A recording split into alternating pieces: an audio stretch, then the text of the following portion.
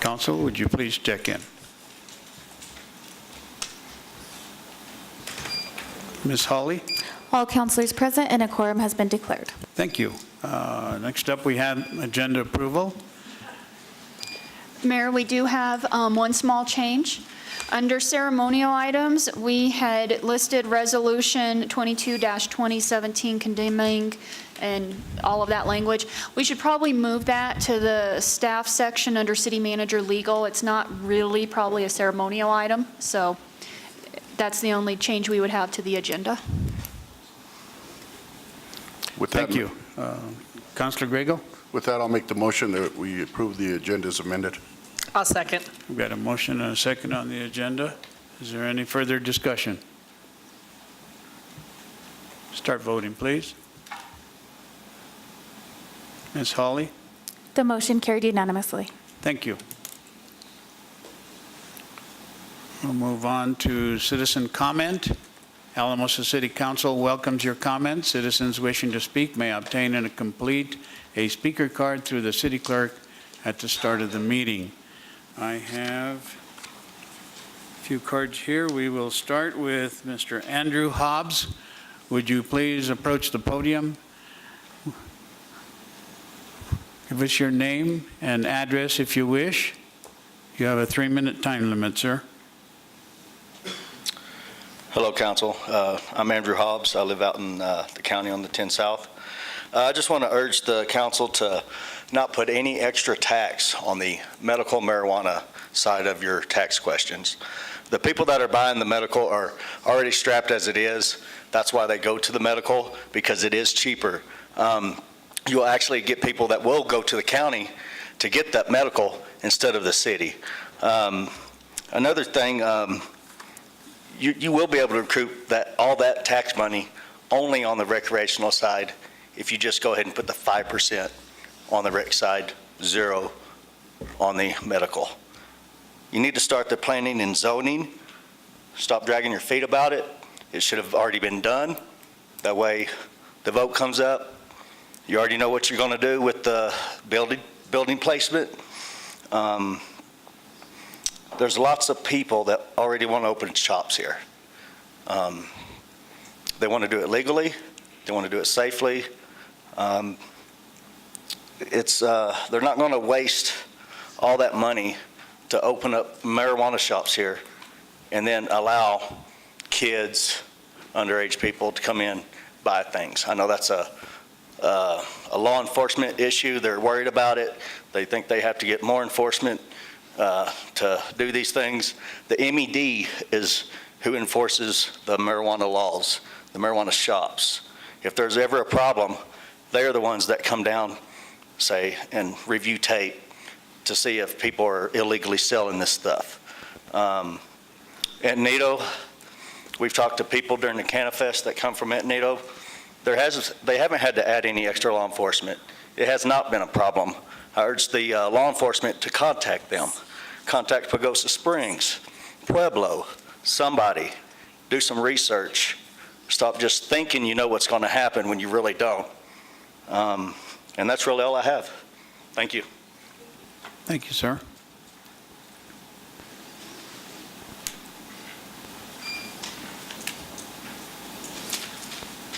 Next up, I have Rosanna Atencio.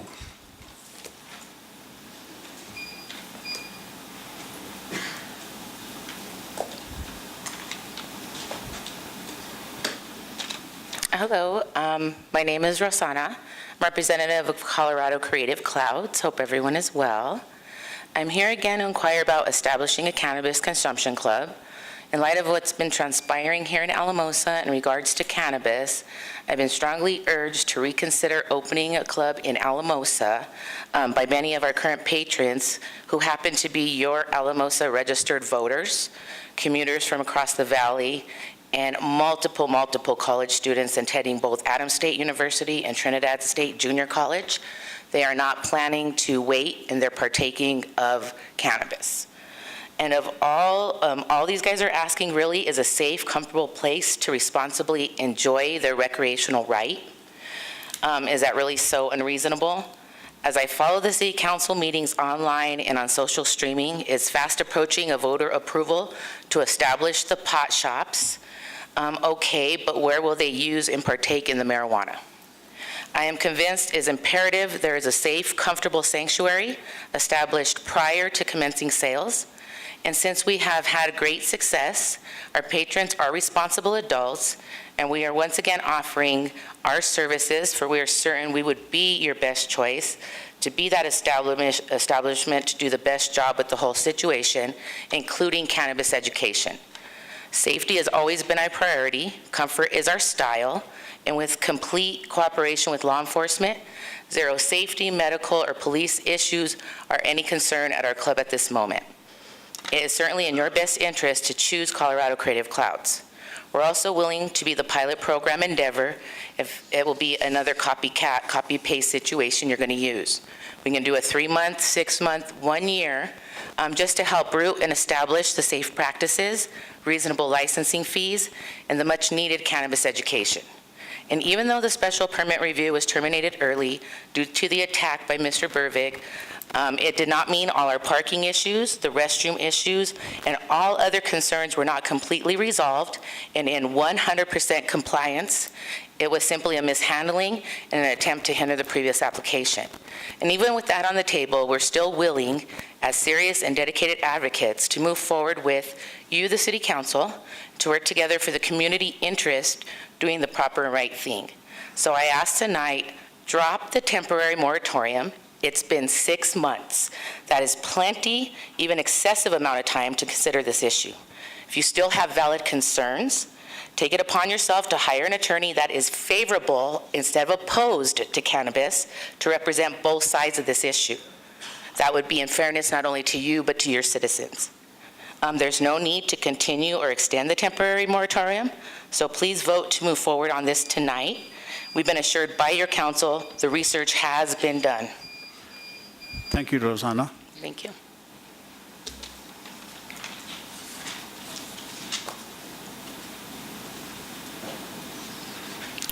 Mr. Ron Brink.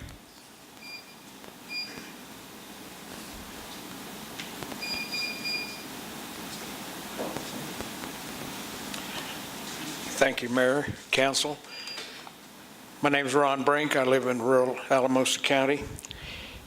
I'm a little bit confused now since Heather made the change to your agenda, but I'm going to address this anyway on Resolution 22, 2017. I think it's an absolute tragedy that we even have to address this. It is in the Constitution that every man, woman, and child is created equal. We don't have to go through all of this rigmarole that these people want to do.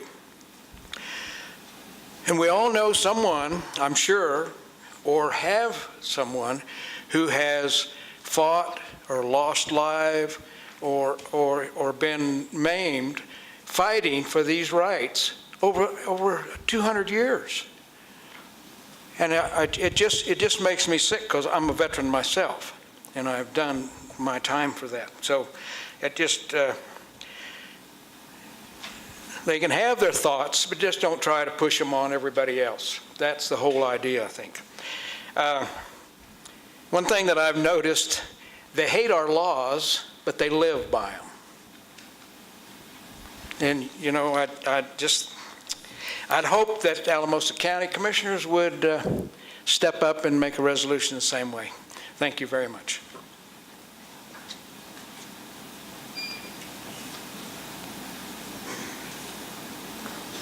Mr. Jean Gonzalez.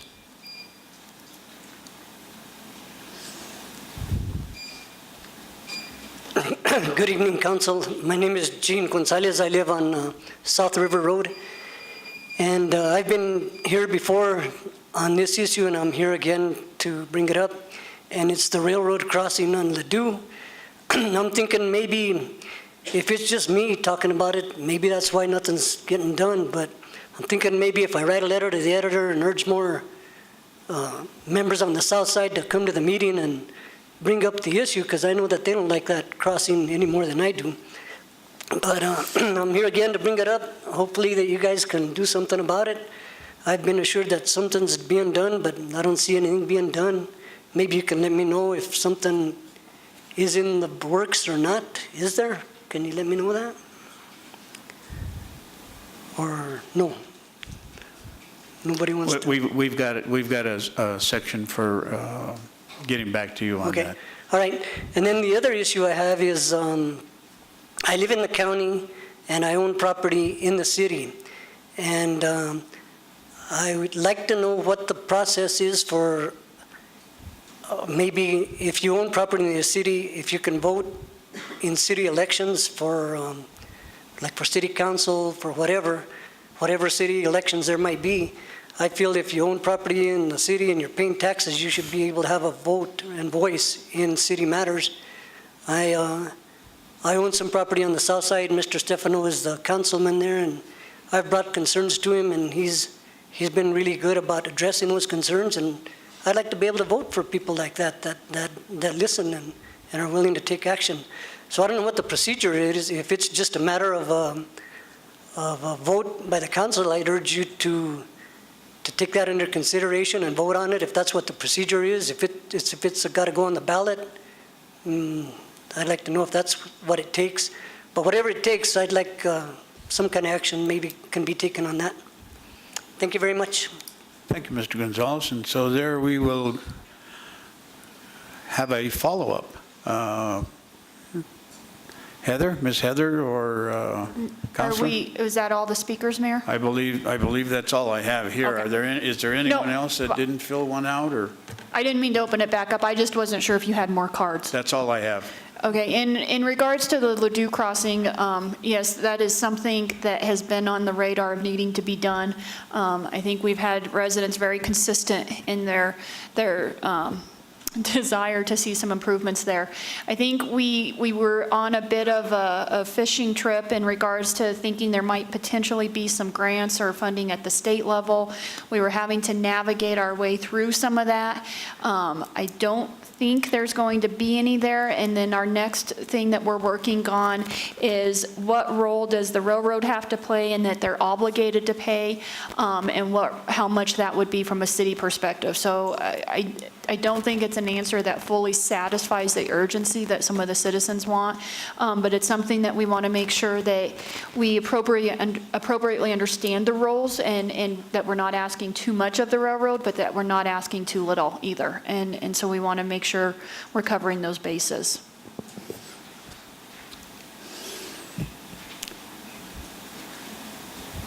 Thank you. Are there any other follow-ups?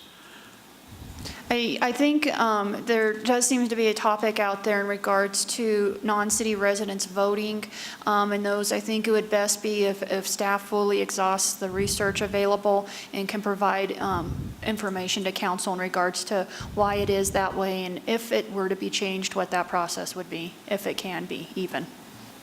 Thank you, Heather. All right, I have follow-up there. I'm sorry, go ahead. So thank you. Councilor Daniel. I appreciate that. So first of all, I did want to apologize to Ms. Atencio because I was confused when we were talking in the audience, and I appreciate her very nicely not saying I was confused in her public comment, but I will own it, that I was confused, and I appreciate her sharing her thoughts with us, and I just wanted to publicly apologize for misunderstanding the agenda tonight, and I've got it under control now, and I did read it before I got here. I just was misplaced when I was speaking about the vote regarding marijuana, and that was on my mind. So I apologize, Ms. Atencio, for that. The second thing is, Mr. Brink, I just wanted to say thank you for your service, and thank you for the acknowledgement of what we're trying to hopefully accomplish, depending on what legal and city manager says later. But really just appreciated your comments and the support that you had for that. So thank you. Thank you. Councilor Grego.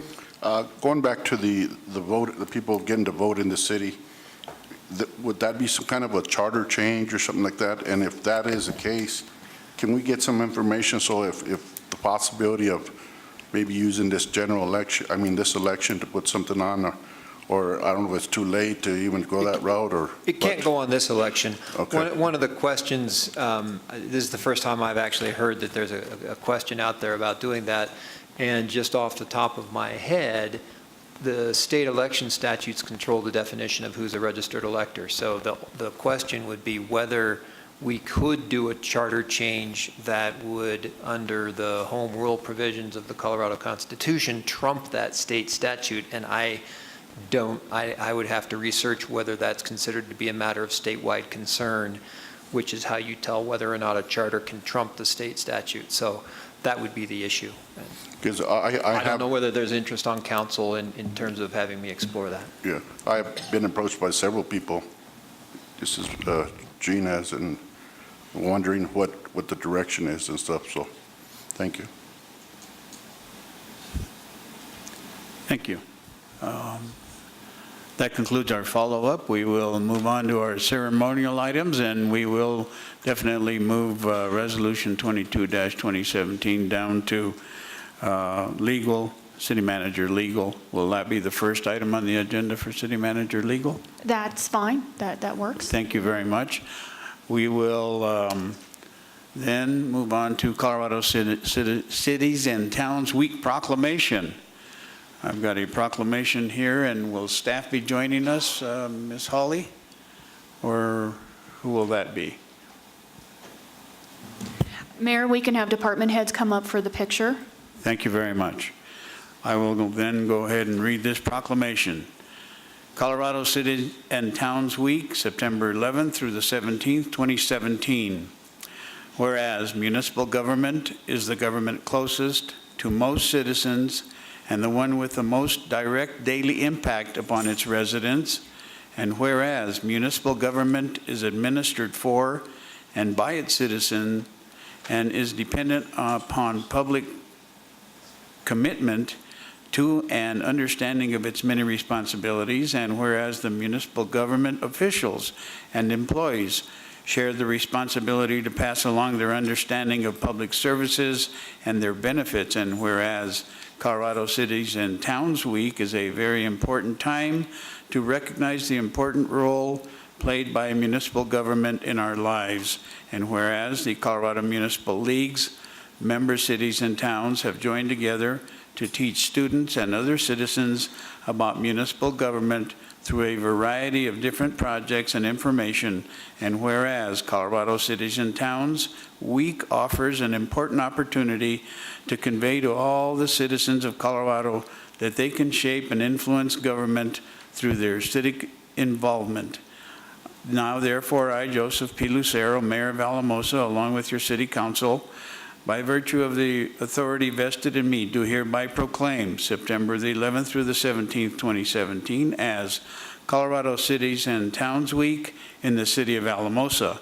Further, I encourage all citizens of the City of Alamosa to support the celebration and corresponding activities given under my hand and the seal of the City of Alamosa this 6th day of September, 2017.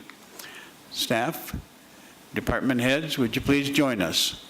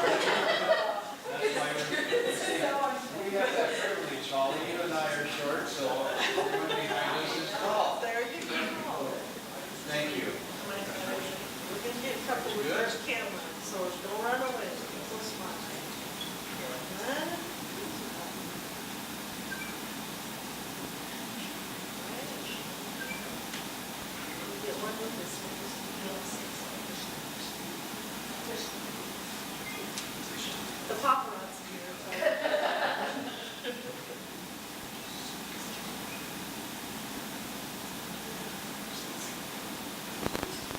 Thank you very much.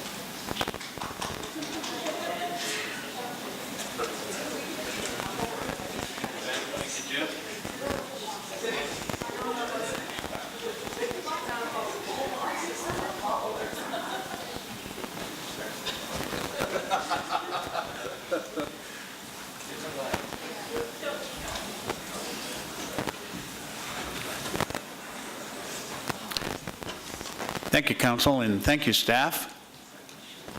We'll then move on to consent calendar A. The consent calendar allows multiple actions with one motion. Consent calendar A contains routine items which have been recommended for action by staff or advisory boards. Council may remove a consent calendar item for separate consideration. Tonight, we have 5 items. The approval of the minutes of the meeting of August 16, 2017.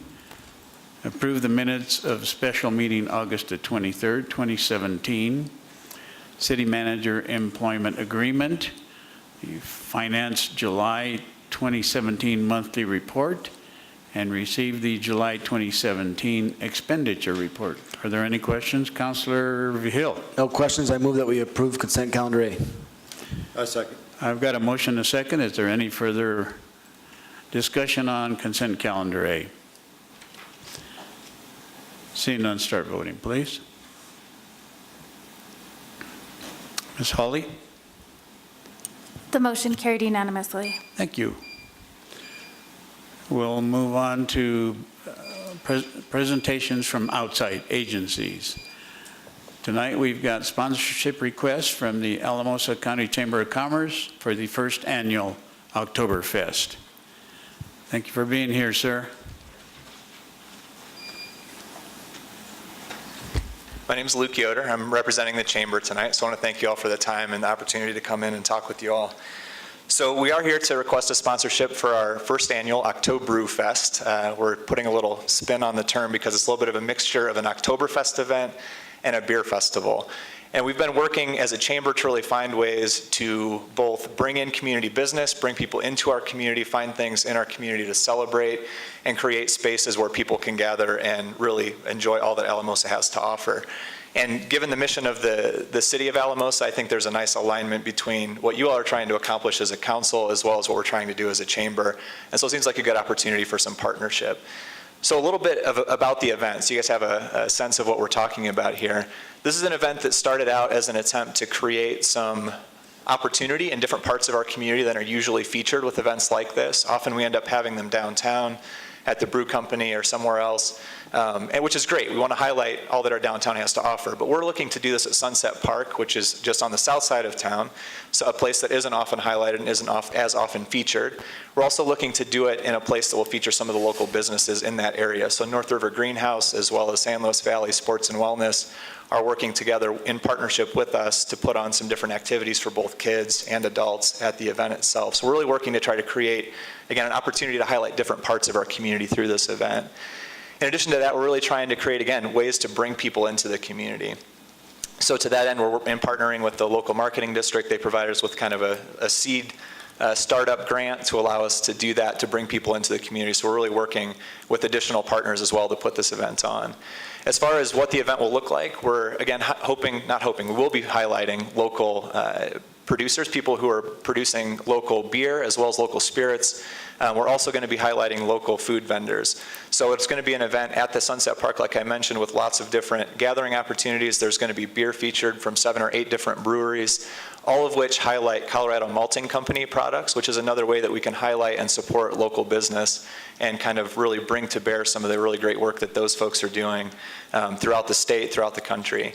So there'll be 7 different breweries. We'll also have a distiller represented there as well, again, all featuring Colorado Malting Company products. We're going to have food vendors like Locavores will be there to, again, highlight and support our local agriculture. We're also going to have Gosar sausages there to highlight, again, our local products. So we're really trying to make this something, again, that really highlights and brings up the pride of our community. So as we put this event together, again, it's going to be something that's family friendly. We're going to have activities for children, and there'll be bounce houses, face painting, food and drink that are not alcoholic for kids and for families to enjoy. We're also going to have, like I mentioned, beer available like a traditional Oktoberfest event would. And one of the real benefits that we see of doing an event like this in the community is that this is the type of thing that people go to Denver to attend. This is the type of thing that people go to Pagosa to attend. And so is there a way that we can capture that economic benefit and the excitement that comes along with events like this and do it here in our local community? So that really is the impetus behind what we're trying to accomplish. So the request, I guess, that I would make of all of you is for a sponsorship of this event.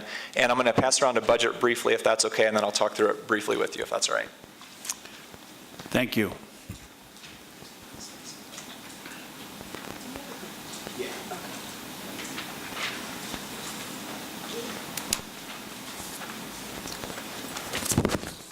And so, yeah, Christina asked a very relevant question. What is the date of this event? September 30th is when this date is scheduled. We're going to be looking from 1 to 8, so it'll be, again, an opportunity for people to come out, enjoy themselves during the day before it gets too cold at night. We all see that things are starting to get dark a little bit earlier, so we want to be cognizant of that. As far as the budget, this is the first year of doing an event like this, and so we really are uncertain about what the attendance will look like and what the potential revenues will look like. And so what we're really interested in is an opportunity to make this event at least break even and be successful this first year so we can build on the momentum of an event like this and move it forward into years 2, 3, and 4. Recognizing again that as you start something like this, it does take a lot of word of mouth, a lot of energy building, and you really have to kind of work to create that buzz so that you can have a sustainable event moving forward, which is why support from the local marketing district and from you all will be really important in helping us to do that. So the expenses that are listed in the paper that went around are pretty solid expenses. We're pretty confident in all of those. We've worked really hard to find our local, again, people who can help us with porta potties and with things like tents, et cetera. And thanks to Mr. Rice in the back for his help with that. So we do have a lot of the expense side figured out. What's really uncertain is the revenue side. If we have 100 people attend, with your support and a sponsorship, we'll be able to break even. If we have 200 people attend with your support and sponsorship, we'll be able to actually turn a profit for the chamber, which will allow us to continue to do events like this moving forward. And again, as a nonprofit in our community really working to promote business, that is something that we see value in, making sure, again, that we're able to carry this forward in future events. So $5,000 is an amount that we would request of the council as a sponsorship line item. I believe that's something that you all do as a part of your mission here, and I think, again, it fits nicely with an event like this and would allow us to, again, ensure that this first year is successful and allow us to carry it forward into the future. And I'm happy to take any questions about any of the budgetary issues or just the event in general, but that's a little bit of a sense of what we're going to be doing and how we think the partnership might work. Thank you, sir. Councilor Griego. Luke, under expenses, you have beer and event signs and shirts. Is that something that you're going to turn around and sell and make money off of it? Yeah, so the idea with the beer especially is that we'll be doing beer sales at the event. So that really is one of the biggest revenue streams. The steins and shirts will be going out along with ticket purchases. So that's part of what a recipient or an attendee will get when they attend the event. So we do have what we're calling a VIP package that will include those items. And for people who want to come in and not imbibe in alcohol or want to come in as a designated driver or just with their families, there's a reduced ticket for entry just for the bands and entertainment and activities and things as well. So those two, should they be under expenses or should they be under revenues? Because you're going to make money off of those. They're expenses up front, and we, again, aren't sure what the revenues from those will generate. Like I said, if we have 100 people attend, we anticipate through ticket sales as well as through beer sales that we'll be able to come close to breaking even on the event. But we're hoping, obviously, to do much better than that and are working off of hopes that we'll be closer to 200 or more that attend. So it will be both and. I think it's both and expense that we'll incur up front and then a revenue that we'll be able to generate from those expenses. And also, I guess the marketing district only allowed $3,325. Yeah, and that's what we requested of them when they did their mini grant opportunities as well. And in part, that was because that's what we were anticipating would allow us to get to that break-even point with our forecasted numbers of attendees. But it's very uncertain in this first year, and this would help to erase a lot of that uncertainty. Councilor Coleman. Thank you, Mayor. Thank you, Luke, for your presentation. Luke, what type of marketing are you all doing to promote the event? And how many people are you thinking that will show up? Yeah, so as far as marketing, we're really trying to use a lot of different diverse marketing streams from things like Facebook and social viral marketing, which really at this point is one of the premier marketing tools that are out there. But really working also with the local newspaper. We're partnering with the newspaper. They're providing a sponsorship to the event as well for some advertising. We're also working with our radio stations to be able to put on-air radio spots with all of our local radio stations. We're reaching out as far as putting posters out to local businesses, doing some of that kind of visual marketing as well. So a variety of those strategies. And as far as attendee, we're hoping for 200 is what we're kind of basing our revenue hopes on. And obviously, the better we can do there, the better the event will be in general. And 100 is kind of, again, our minimum. If we can hit that number, we'll be able to survive. Do you have thank you for that information. Sure. Do you have an idea of what ticket costs might be? Yeah, so we're doing a $30, what we're calling a VIP ticket that will allow you to have a commemorative sign and T-shirt to commemorate the event. And this is something that we are doing partly as a result of our partnership and discussion with the Del Norte Oktoberfest event that's been going on for the last 4 or 5 years. And that's something that they've found that really helps to drive the event into the future. It's something that as people wear their shirts or talk about their steins when they have a dinner party or something, that's able to kind of build that word of mouth and that excitement about the event. So that's part of the reason for doing those things. But a $30 ticket will get you that, as well as entry into the event. And then there's a $10 entry ticket for people that might just want to come and enjoy themselves with the activities and the live music and things that will be happening as well. Okay, thank you very much. Very good. We have any other, Councilor Daniel. Thank you, Mayor. Thank you, Luke, very much for this. I guess this might be a question more for Heather. Our sponsorship line item is not that big. I think our total was $5,000, and we've already used some of that, correct? So our total was 10,000. Oh, okay. And what you've used thus far is the rodeo requested 4,000, which council granted. And then we had the Firefighters Association train ride that council provided 1,000 towards. So that actually leaves 5,000. Historically, it's been the Chili Fest that's requested that other 5, and they did not. So as of this point, we don't know of anybody else in the community that would be requesting those funds. Thank you very much. Councilor Vihil. Thank you, Mayor. Yeah, 2 questions for you, Luke. Number 1, are you inviting the brewery from Del Norte? We are, yeah. So as far as local breweries, 3 Barrel will be there, as well as San Luis Valley Brewing Company and our new Square Peg Brewery here in town. So those 3 will be there, and then a number of others that are slightly further away, but all feature that local product. Cool. And then I guess I have a little bit of confusion. So if someone buys that $30 ticket, they get the stein and a shirt and entry into the event, do they then have to buy beer every time they want, or how does that work? Yeah, that's a great question. So with the VIP ticket, they get their first beer free, and then after that, they will purchase beers as well. And so part of, again, we really have structured this in many ways around what Del Norte has done, because they've really experienced success and growth over the last 4 years in their event as they've been putting it on. And one of the things that we're trying to do, again, here is to capture some of the magic, I guess, that they've captured there. And that was a recommendation that Will and some of the other folks involved over there have given us. Yeah. Councilor Hensley. So I think this is exciting. I definitely know there's been already a little bit of talk and buzz. I've seen already some invites that have come my way. I think from an economic impact standpoint, also the timing, because we do have a lot of things that happen in the summer, and then as we get into fall, winter, there's less and less. And so what's nice is this could start something that really becomes a great event that builds up momentum, and it is at a time, that starting time of when things are slowing down a bit. So I think that's really exciting and great. The other thing I love about it, that it is in a different area. I do definitely hear about, and not so much complaints, it's not really complaints, but that idea of spreading things around town. And so I think that is awesome that you're going to do it over at Sunset Park and gear it around there and just have a little different feel and different flavor. And it really gets the community moving around to different locations as well. So I'm really excited about this, and congratulations. Great, thank you. Councilor Griego. One more question, and I usually try to ask this of all the groups that come before us, because what we try to do with some of these monies is use it as seed money, so you get started and move on. Yeah. But sometimes what happens is, the year after year, people continue to come. Even some have said, well, we'll come maybe once, twice, or even 3 times. What are you looking at? Are you going to continue coming, or how is that going to work out? Yeah, that's an excellent question. And one of the things that we've tried to do as we've built this is to make it something that is sustainable and self-sustaining.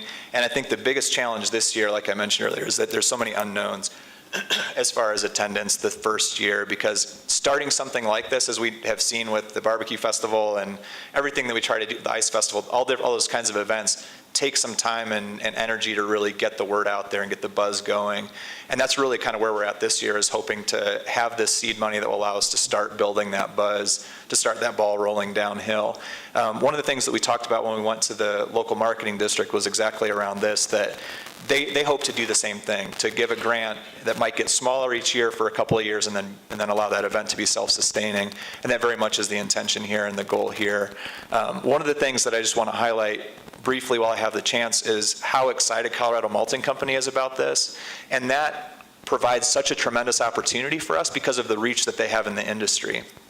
They have the ability to go out and touch so many different brewers and distillers around not just the state but the country and bring those folks in. And we were able to connect with them a little bit late in the game this year, and I think with a full year to plan, we already have a committee that's meeting to plan for next year with those guys in particular, and the way that their vision operate, and they just have tremendous vision for doing things like this.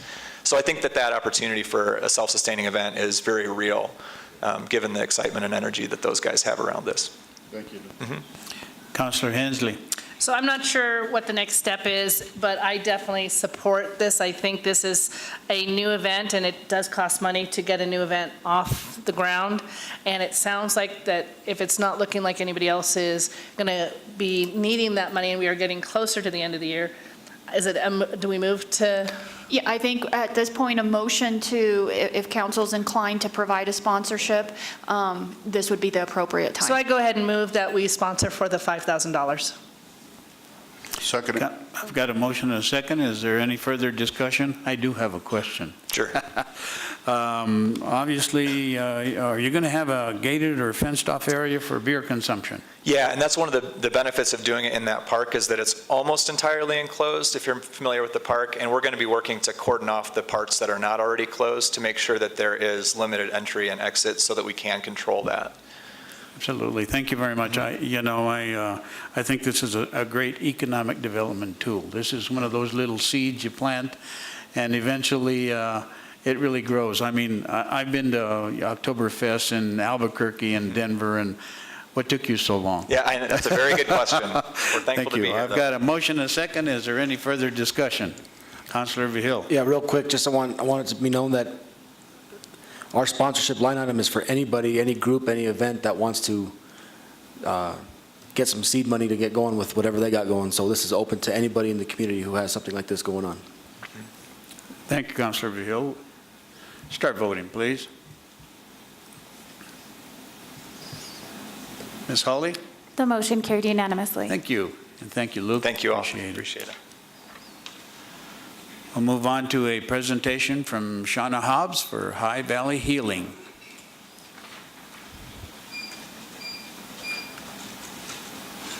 Hey guys. Well, I wish I would have known about that seed money. I would have used some for CannaFest I just had over there last week, which I invited everyone to, and unfortunately I didn't see any of you there. So I was disappointed about that, really, because we were trying to use that time to really educate people about the products that they're essentially going to be voting on allowing in the town.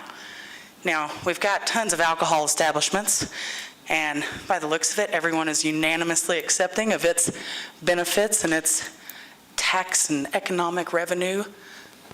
It breaks my heart, and it makes me so frustrated that it can be hee-hawed when it is the #1 contributor to domestic violence, overdose deaths by alcohol poisoning happens at a far greater rate to teenagers than opiates. I could go on and on about these facts, but the point is that it's unfair that we're still having to fight for some sort of equal footing against a beverage that wreaks so much havoc on people and their health, their families, their lives, their education, their intelligence. It just melts away with every sip of that bottle. And for it to be so socially acceptable, to me, is offensive, but I understand it's not enough to make it illegal. It's not enough to make it disgusting to some, okay? So I am a registered libertarian. I believe that everybody has the right to put in their bodies what they want, but facts are facts. And science has proven it over and over again how beneficial cannabis is. So I'm really glad that everybody in Alamosa gets to vote on it this year. That being said, I really do disagree with the additional medical tax that's being proposed because of the fact that now you're penalizing the people that are in town. Now they're going to have to go to a store and pay extra, whereas they go out to the county, they have a flat fee. You already have a city tax rate that is in place at alcohol stores and grocery stores and gas stations. I understand the benefit of getting that tax money, so I don't despise it or even hold a grudge against a high retail rate. That's someone else's problem. They have a avenue to get it for a medical condition and get it at a cheaper rate, which is what a lot of people are forced to do. But essentially adding extra tax just because it's sold here in town is, again, putting more burden on some of my more impoverished patients whom nothing else works for them or destroys their bodies and makes them different people. So this is why they choose cannabis. That being said, also, there's all of these questions about, well, what about the planning and zoning and the moratorium and all of these things that you guys are planning?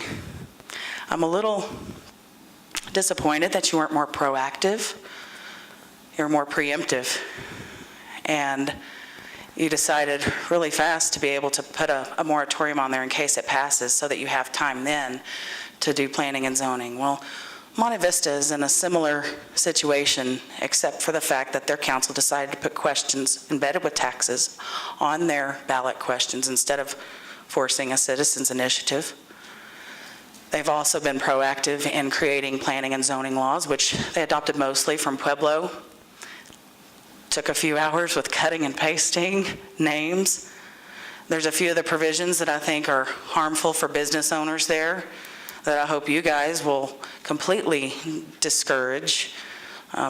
Anything that's allowed on Main Street that has to do with alcohol, there should be equal opportunity for a cannabis store to be there. That's why we worded that question the way that we did, so that you guys understand that people do not want you to over-restrict it or over-regulate it or make it less accessible than alcohol is, because that's what Amendment 64 was about in Colorado, to tax it and regulate it like alcohol, not to keep it prevented from becoming legitimate businesses. That's another part of why, fees that establish shops in town can be different amounts.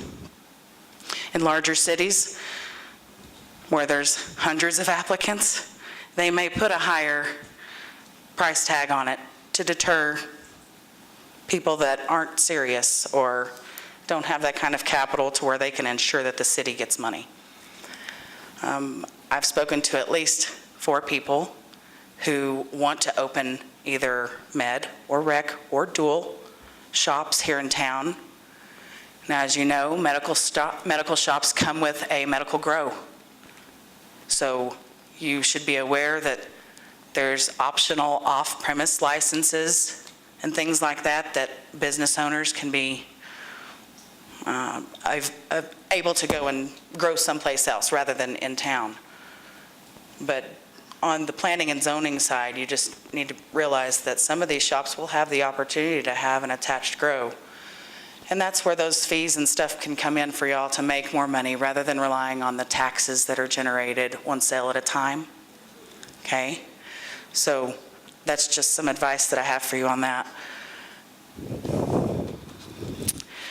When it comes to bars and alcohol establishments, I know there's signs at like liquor stores that says you can't consume on premise.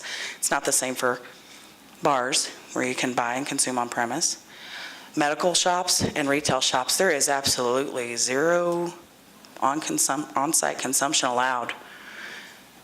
If you're caught, you can be fined personally up to $10,000 or whatever that MED officer seems appropriate. You'll lose your license. You'll never be able to work in the industry again.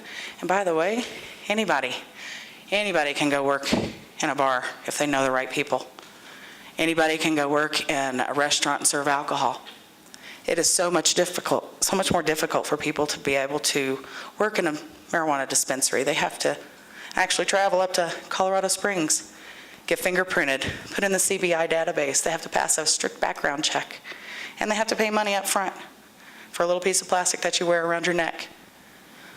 Same for on-site consumption clubs. They're about to spring up everywhere in Denver. Initiative 300 passed. They've got the wording. They've had back and forth with business owners, customers, potential customers. Those kinds of things are a natural progression of the cannabis industry. It would behoove you to research the best way to implement them rather than the best way to prevent them. Because if you constantly work against progress and you really do want to make Alamosa move forward, then you have to be able to change some of your own thinking and change some of your own knowledge with current information and experience. Go to the Lazy Lion in Colorado Springs. Go to the Speakeasy there. See if it's not a completely different experience than any bar you've ever been in, and how patrons interact with each other night and day. And law enforcement. Never, ever, ever have I seen a police officer come in and have to haul people off out of there or get called there. But that happens all the time in bars all over the country. So keeping this in mind, that it should be the same, taxes and regulations, but the science and public opinion and information shows that it is safer, and it needs to be accessible to people that have difficulties traveling even 8 miles outside of the county or outside the city. And sending people 50 miles away to spend their money in other cities is just not smart. It's not smart. But y'all make your money how you need to keep the city operating and looking beautiful, and to pay people to do their jobs, as long as they're doing their jobs. But just remember that money from cannabis is not blood money. It's not devil money. In fact, it's a better green than that paper itself. Okay? So I appreciate y'all listening and giving me the opportunity to speak. I could go on for days, but I won't. I would encourage you to look into some of the local ordinances and planning and zoning, and quit kicking the can down the lane. Don't have a moratorium. Let these business owners and customers and people that need jobs have these opportunities. Any questions? Thank you. Councilor Hensley. I don't actually have a question, but I do, first of all, I want to thank you for your passion. And I do appreciate your passion, and it shows through. And obviously, coming to the meetings, and it's something you truly believe, and I admire that. And I just want you to know I feel that. The other thing I wanted to say is I did get the invite to your event, and I do believe I answered. Unfortunately, I did have a previous engagement, but I would have definitely made a trip out to come to it. It's a frustrating situation, and I guess I definitely go back and forth, and I think it's challenging, and I guess one of the things I've done a little bit of research, and I continue to read on it, and try to keep myself educated and learning about it, and it is something new, and each time there's something new that comes up, and I'm like, okay, now learning about this. I kind of look at it from history as sort of like when alcohol first became legal. And it was one of those things, a lot of people were worried about alcohol becoming legal, and it took its time to go through the process. And I look at it, it's sort of like history, and it's that idea of, it is a challenge. So anyway, I just wanted to let you know that definitely everything you say, I definitely listen to, and I appreciate everything you say. And I definitely admire and respect, and I'm glad you've come here, and I really encourage others to continue to come with the passion that you have. Councilor Vigil. Thank you, Mayor. Yeah, I have a question and a couple comments. I guess this might be for Eric or for you, Ms. Hobbs. You mentioned the taxes out of the county. So if someone goes out to buy medical marijuana out in the county, is there an additional excise tax on that? No, excise tax. Or is there any other added tax to it? No, just the 5.9 that the county charges. Okay, thank you for that. And I kind of agree with Liz with your passion on this whole thing, and I just really appreciate that. And I didn't, I learn something every time you say things about marijuana, about especially tonight, the people who work in those stores who have to get registered by CBI and have to get training and have to pay for it and that type of stuff. So I think that's good for us to know, as well as people out in the community. I would say, though, you mentioned a little bit on the moratorium. We're assuming that this is going to pass, and so we don't know that yet. We have to let it go to the voters. So I think it was the smart thing for us to do, to enact a moratorium if this passes, so that we do this the right way. We've all have said up here numerous times, and I have said numerous times that I don't want this to, if this passes, I don't want this to get out of hand, out of control, and we need to have some controls established so that we don't end up like a town like Trinidad, who has 17 shops and has a problem with the homeless and people coming over the state border and that type of stuff. So does it have to be 6 months? I don't think so. But I think we can get those laws and rules and regulations done in a timely manner. Thank you. Well, I believe that you can do them before the vote even comes to the people, like Monte Vista has done, like Pueblo County has done, several other counties all over the state. When they began to ask their voters, do you want to implement this here? They already had those rules and regulations in place. They already knew what they were going to do. And it took just as much time to do it before as it does after. The only difference is you're guessing, okay? But the problem is that when you constantly push it to the side, all you're doing is showing that you're not really in tune to what the voters want, that you need more time because you're not able to wrap your mind around it. You're not able to do some simple research.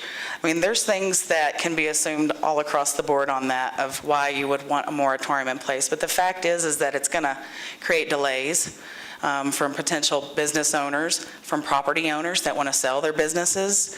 And having a plan that says, well, only these places are going to be allowed will give them direction on whether or not they can pursue selling their business. Let me just remind council that there is no question on the floor. This is a presentation from an outside agency. Yeah, just like Mr. Yoder was able to speak after some questions, I just assumed it was available. Thank you, Shauna. Are there any other questions? I'm sorry, I do have one more. So when you said the 5.9% from the county, and that's on the medical? Mm-hmm.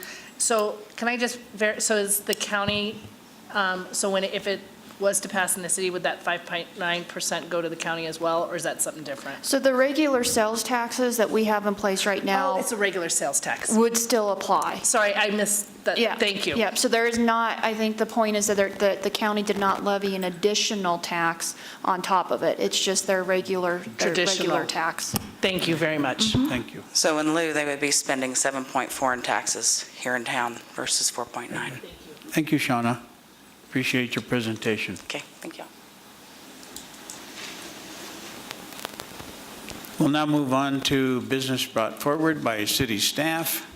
We have a first reading on ordinance number 28-17, an ordinance vacating a portion of Mullins Avenue at its intersection with Murphy Drive located in Alamosa, Colorado.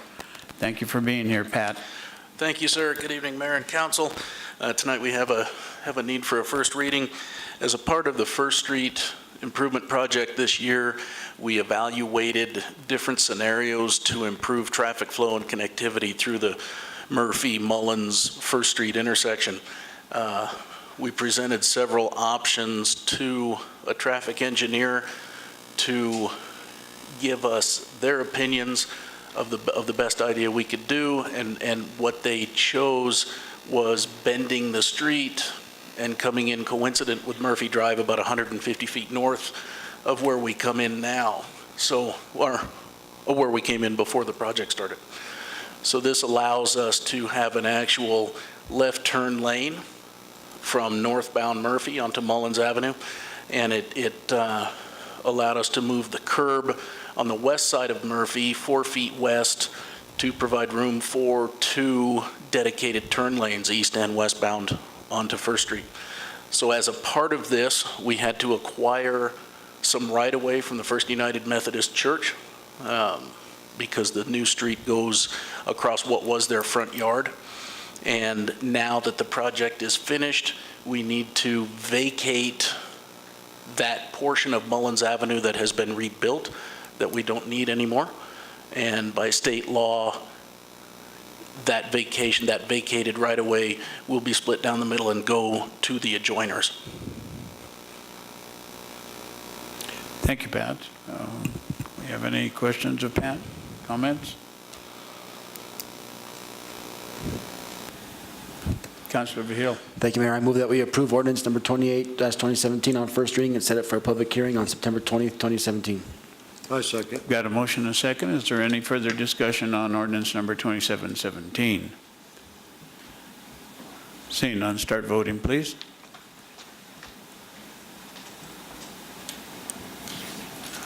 Ms. Hawley? The motion carried unanimously. Thank you. We've got fire.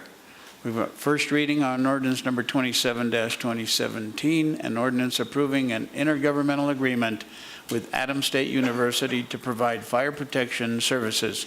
Thank you, Chief. Thank you, Mayor, Council. Before you tonight is the ordinance to approve an intergovernmental agreement between Adams State and the City Fire Department for providing fire services. We've always responded to the fires and alarm calls and rescue and hazardous material calls at the Adams State University on a no-charge basis. There is an agreement currently in place, or there is no agreement currently in place. The State of Colorado Facilities Management Division is requesting that a agreement be put into place for all state facilities, so it's happening all over the state of Colorado. So this basically clarifies both parties' responsibilities and expectations regards to our response, code enforcement, compliance, and hazardous materials reporting.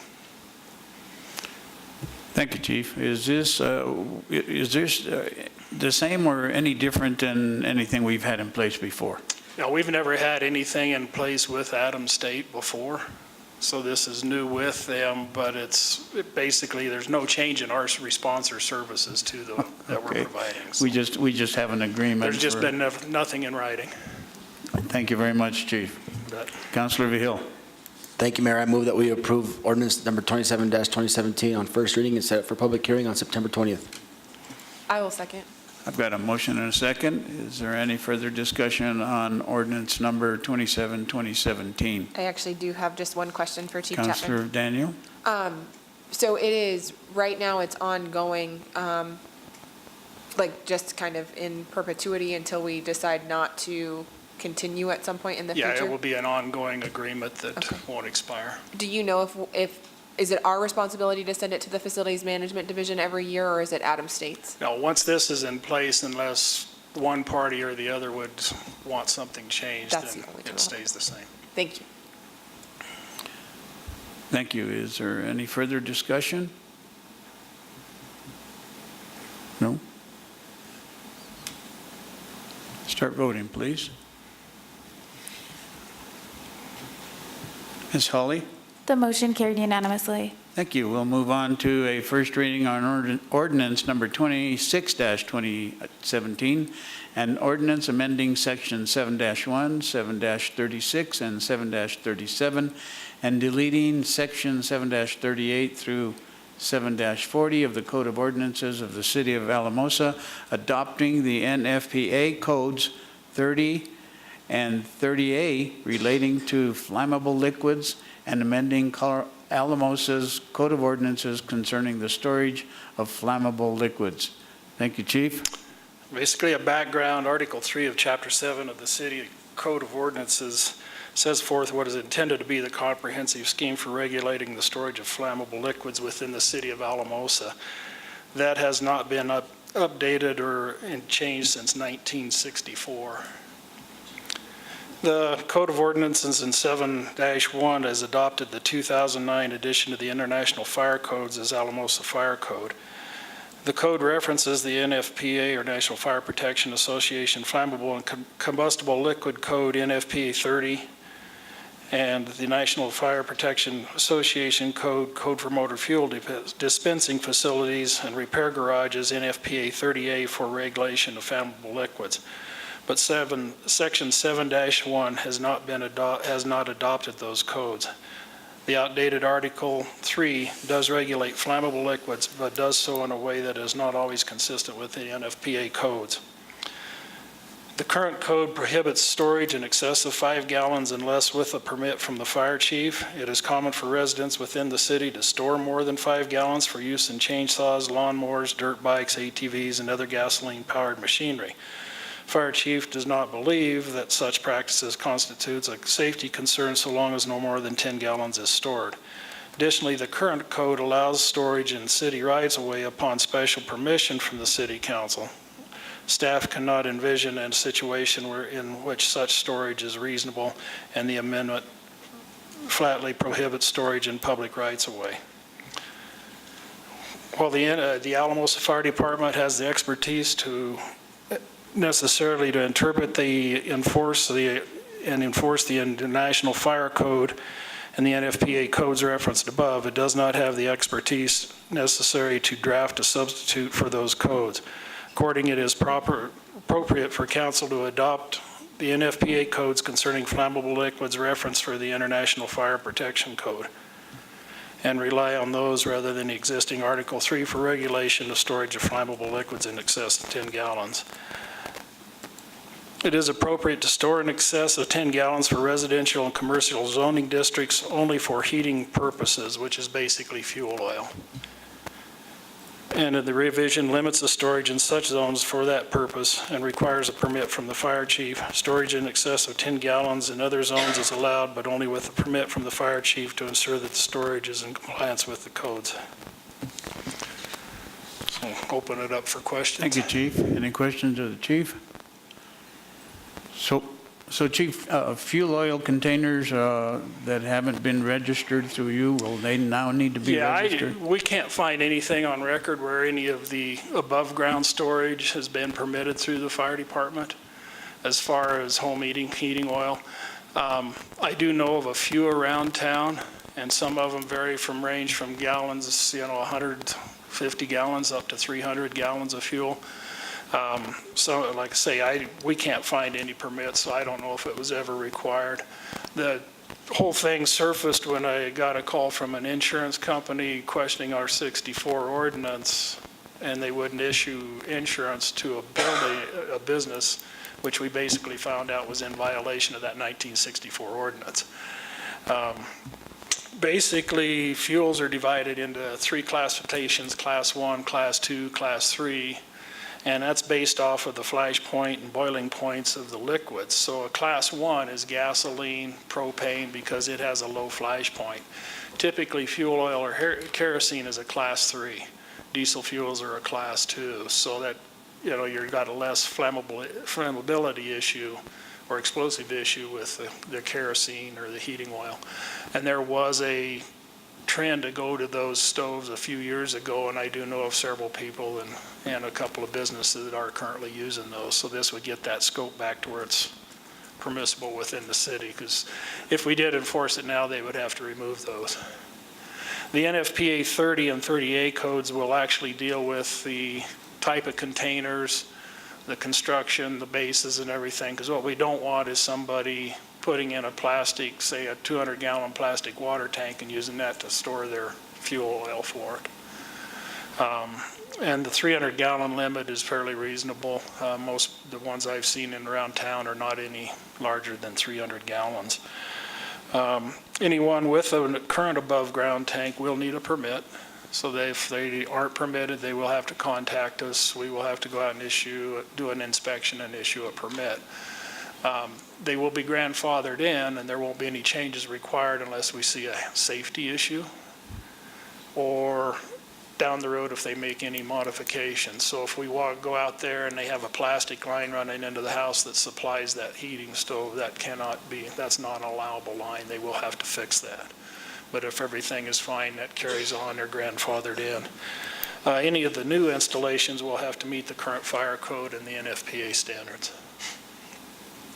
Thank you, Chief. Have you identified any of these folks that have fuel oil tanks or? I know of a few. I can't exactly spell out their names tonight. No. I'm not asking you that. Yeah. I'm just kind of wondering, in an effort to contact them, wouldn't it be wise to? We could probably follow up with a contact with them and let them know that they're going to have to be permitted.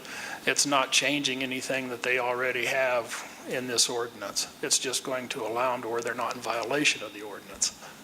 Thank you, Chief. Councilor Griego? Mayor, I'm one of those people that you're talking about.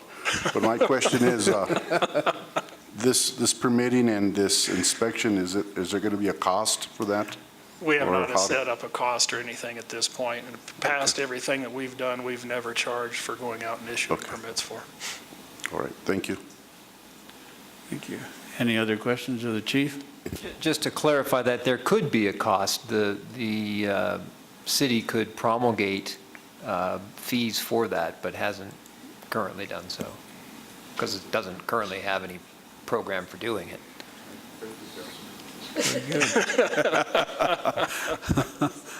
Well, I'm glad we got that straight, Councilor Griego. Now you know what to expect. Absolutely. Any other questions of the chief? Comments? Councilor Griego. If not, I'll put, on first reading, pass ordinance number 26, 2017 on first reading and set it for a public hearing on, September 20th at 7 o'clock or soon thereafter. Councilor Stefano. Very good. I've got a motion and a second. Is there any further discussion? Seeing none, start voting, please. Ms. Hawley? The motion carried unanimously. Thank you, Chief. Thank you. Appreciate your information. We'll move on now to City Manager/Legal. We'll take them by the numbers or alphabetically here. Well, we've got a second reading and public hearing on ordinance number 23-2017 and ordinance amending sections 21-227, 21-229B, and 21-234 of the Code of Ordinances of the City of Alamosa to allow limited placement of signs in public rights-of-way during election season. Ms. Heather? Mayor, would you like me to continue with this discussion, or did you want me to discuss the resolution that we? I was going to say that. I can do either or. The order doesn't matter. Why don't we just go ahead and do this, and we'll do the resolution? the resolution. Okay. Thank you. Okay. So as the mayor has read, this is the second reading, and from a staff update, there have been a few changes in regards to your first reading. The attempt of this change to the ordinance was to allow political signs in the right-of-way during political season. After additional research, staff feels much more confident that we should avoid regulating signs based on the speech, the content of the sign. So the change that we've made is, instead of saying only political signs are allowed in the right-of-way, we've defined a time period in which the political or signs are allowed in the right-of-way, which is between September 1st and November 15th. So that is our typical campaign season, and so we may get an occasional garage sale sign or something like that in the right-of-way of the residential district, but it will be limited within that time. So that way we feel that we're compliant with not regulating signage based on speech and those types of items. The other type of change that was changed from the first reading was the mayor had asked the question of, should we still receive permission from the adjoining property owner if we're putting it in right-of-way? We thought that was probably a good point. So we did add language that the permission does need to be received. It does not change the prohibition of putting political signs in right-of-way in the commercially zoned areas. So this change is only applicable to the residential areas.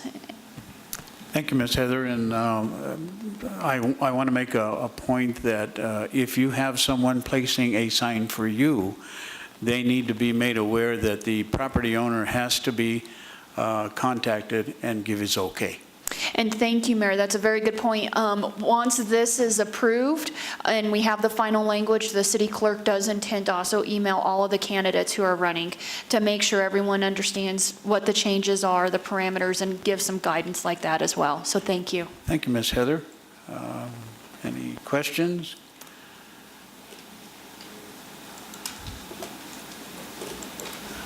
I didn't know if you wanted to open the public hearing. I will. And with that, I will open the public hearing on ordinance number 23-17. If there's anyone in the audience wishing to speak for or against this ordinance, please come to the podium and make your wishes known. Hi, Shanna Hobbs, live here in the county. I didn't know if I still needed to do that. So I have a question, and I'm not sure if it's something that would be explained by you guys or you, but we're planning on having mailers and yard signs to help encourage a yes vote on the cannabis questions. Are those included, or is it just for specific people that are running for office? Are we able to place signs in those same areas where political signs are currently? So the sign regulations apply to all signs. Okay.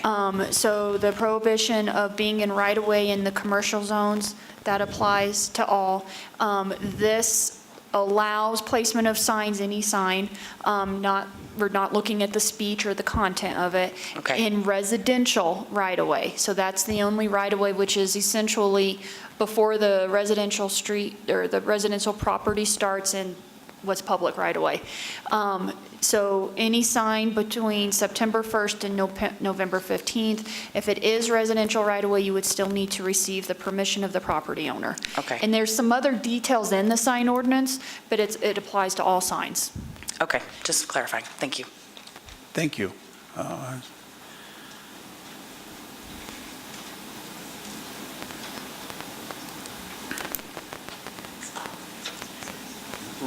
Ron Brink.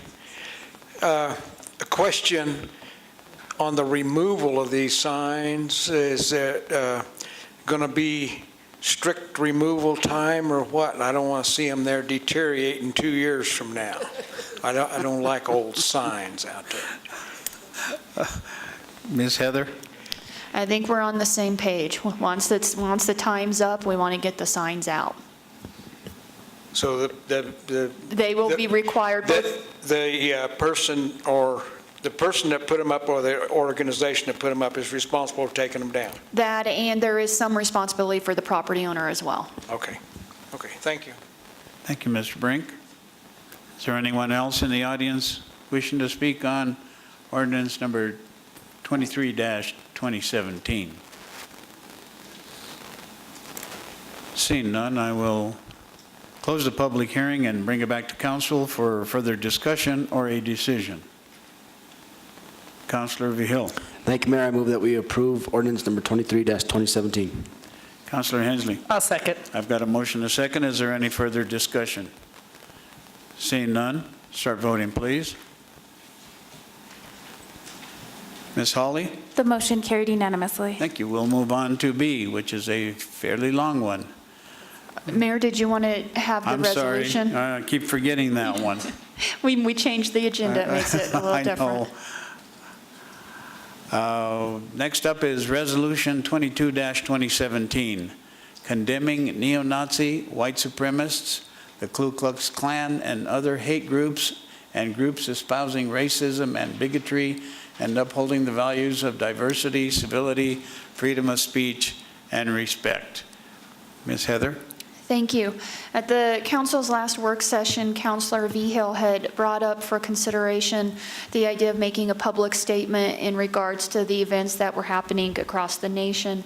The city attorney did a fabulous job of drafting the attached resolution. It's clearly council's prerogative if you want to adopt the resolution as written, if you would like to modify it, or if you would like to not adopt a resolution with this type of language. And at that, we'll turn it over for council discussion. Thank you. Council? Councilor Daniel. Thank you, Mayor. I agree, Heather, the resolution is actually very, very well worded, and I was very pleased, Eric, so thank you for that. And I appreciate Councilor Vihill's standing up for this and giving us something to get behind. I appreciate it a lot. And so the comments I have is that I feel like my concern at the work session was not limiting free speech, regardless of if we agree with it or not. I don't feel like this resolution does that. I do feel like it says we won't stand for hate in our community, and I appreciate that a lot, and that we expect our community members to treat each other civilly and respectfully. And we as City Council, I believe, owe it to our community to be leaders and stand up for what we believe in. Councilor Vihill. Thank you, Mayor. Yeah, Eric, this is very well written. Can I just ask, did you use something to help you out with this, or did you just come up with this, or can you give us a little history on how you wrote this? Heather gives too much credit to me. There are numerous, as you could well imagine, posts relating to this issue in social media and other places. Heather had found a particularly, I think, eloquent one on Facebook and shared that. I don't actually know the origins of it. There were others from various city councils that I didn't think were as eloquent. So we looked at a number of examples. This one came from some organizations' Facebook post, not as a resolution, but as a statement of their principles that was easily adopted into that. Councilor Griego. I had a comment. I appreciate Ron's comments. What you said is true, but what's so sad is that we have to come up with the resolution to state that, Why should we even have to do that? We live in America. We should get along together regardless of who you are or what God you praise to. This is sad. For me, this is like a sad day because I've been on this council for a lot of years and I've never had to retell the people out there, respect each other, It's, that's a given. That should be a given. It's something that we should all, regardless of what, we should all respect each other and live together, So for me, this is a sad day for me to even put together a resolution like this. Councilor Griego, I totally agree with you. You and I both served in the military and fought for the rights that we have in this country. It's unfortunate that there are groups that are still alive and well that try to foster hatred and discord in this country, and not only in this country, but worldwide. I totally agree with you. It's a sad day when a city council has to try to adopt a resolution like this. But I guess in the interest of waking some people up, or at least making them aware of things, it might be something that's necessary. Councilor Daniel. So I can absolutely appreciate the sadness that you're feeling about this, but I also want to look at it on the other side of empowering people who haven't had voices before, of our standing up and saying, this is unacceptable to us as city council, gives people a voice who haven't had a voice. And that means more to me than making me sad that we would think about doing it. And so I'm looking at it from a very positive and proactive way versus it's sad that we have to do this, because I actually think it gives a voice to people who haven't had voices. And I think that's our job. Councilor Vihill. Thank you, Mayor. Yeah, Christina, Ms. Daniel, you said it perfect. I think this is I totally respect what you're saying, Mr. Griego and Mr. Lucero, about it's a sad day that we have to do this. I understand that, but I see it as an opportunity for us to stand up to this kind of stuff. That it's not welcome here in Alamosa, and that your city council is against this type of stuff. Totally agree. However, our First Amendment right is freedom of speech, and anyone can say what they want. Unfortunately, they've got to pay the consequences for what they say. However, That's our First Amendment right, is to speak up. Anyway, Councilor Daniel. If there are no other comments, I move that we approve Resolution 22-2017, condemning neo-Nazis, white supremacists, the Ku-Klux Klan, and all other hate groups and groups espousing racism and bigotry, and upholding the values of diversity, civility, freedom of speech, and respect. Second. I've got a motion and a second. Is there any further discussion? Seeing none, start voting, please.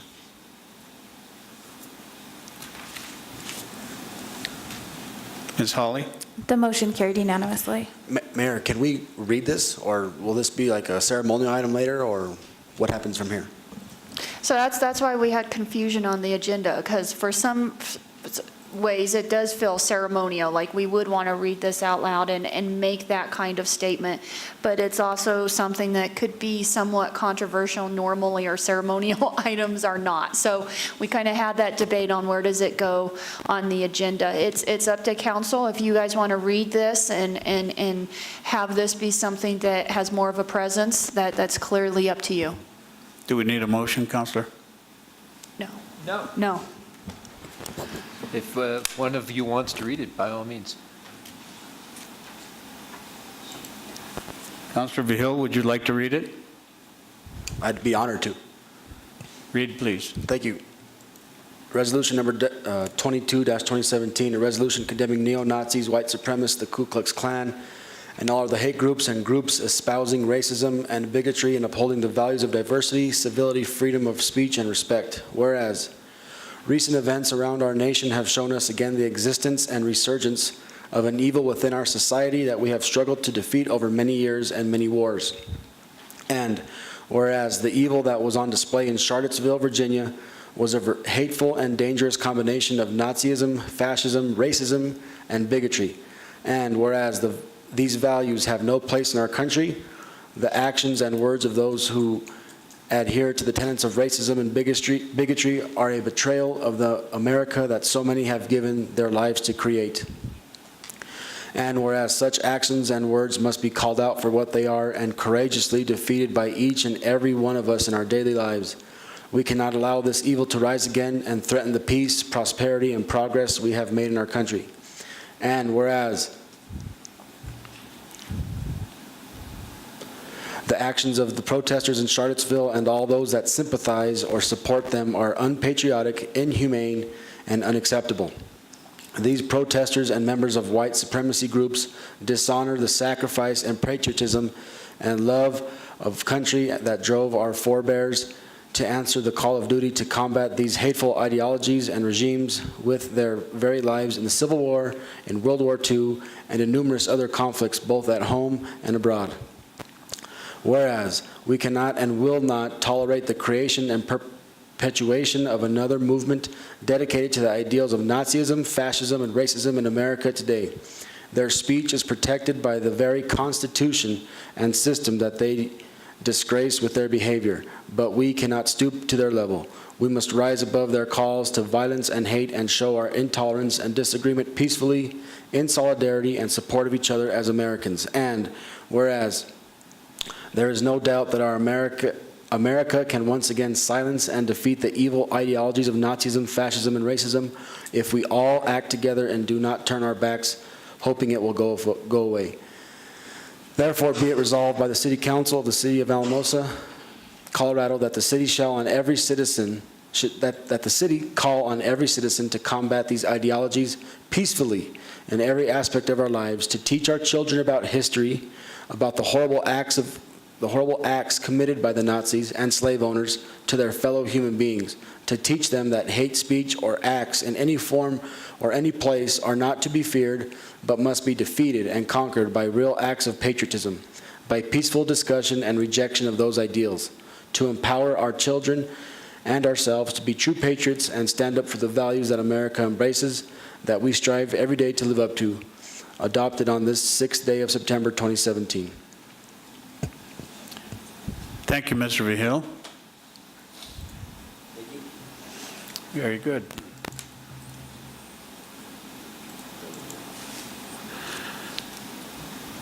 Start voting, please.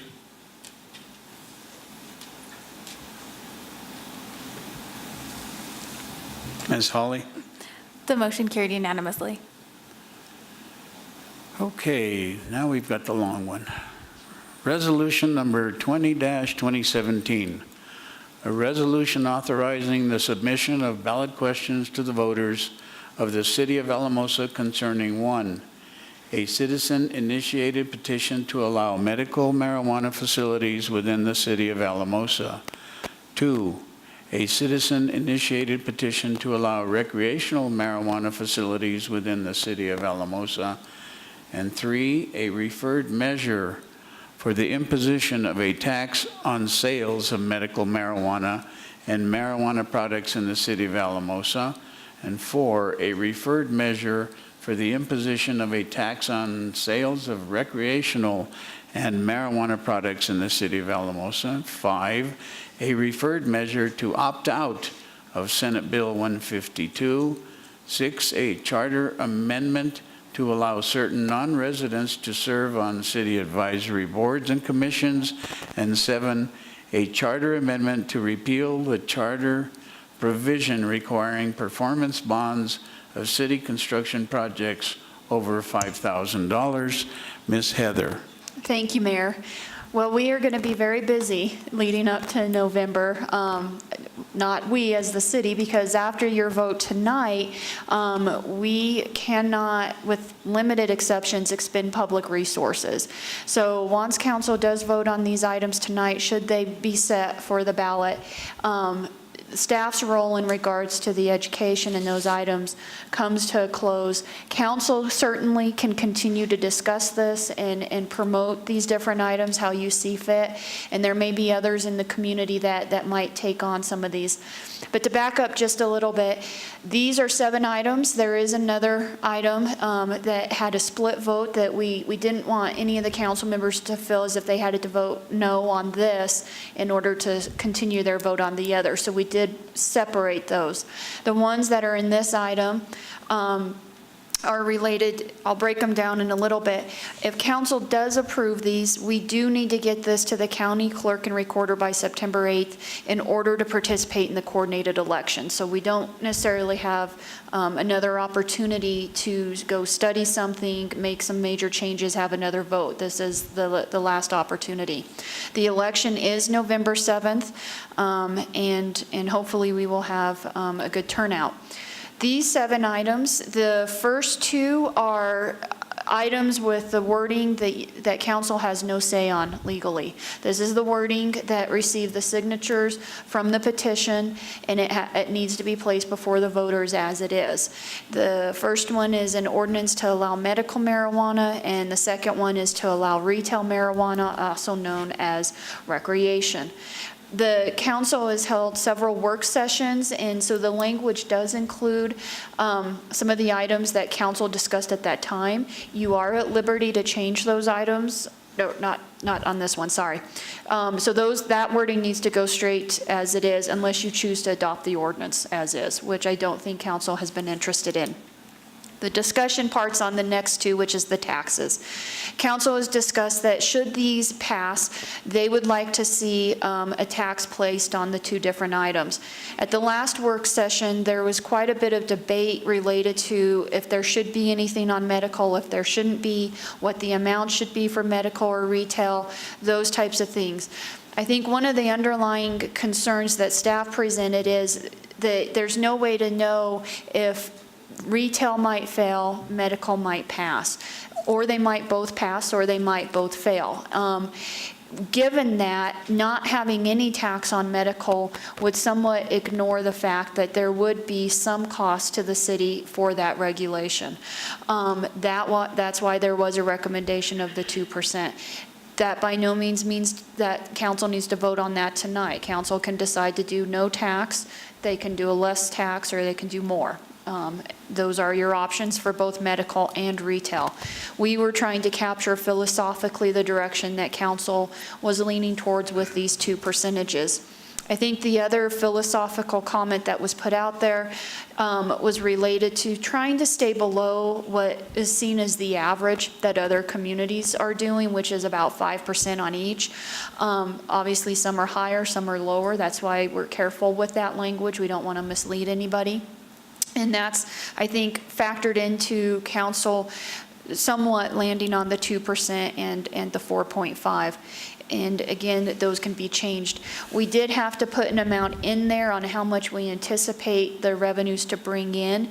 We initially thought with some of the Tabor items that maybe we can bring in more after and things like that. We're not as confident about that, so we needed to make sure we were comfortable with the numbers that we did put in there. When you look at those items, this isn't something the city's planning on making a lot of money off of. I think that's another important consideration. This is something where we know we will need to have regulations, we know we will need to have some enforcement.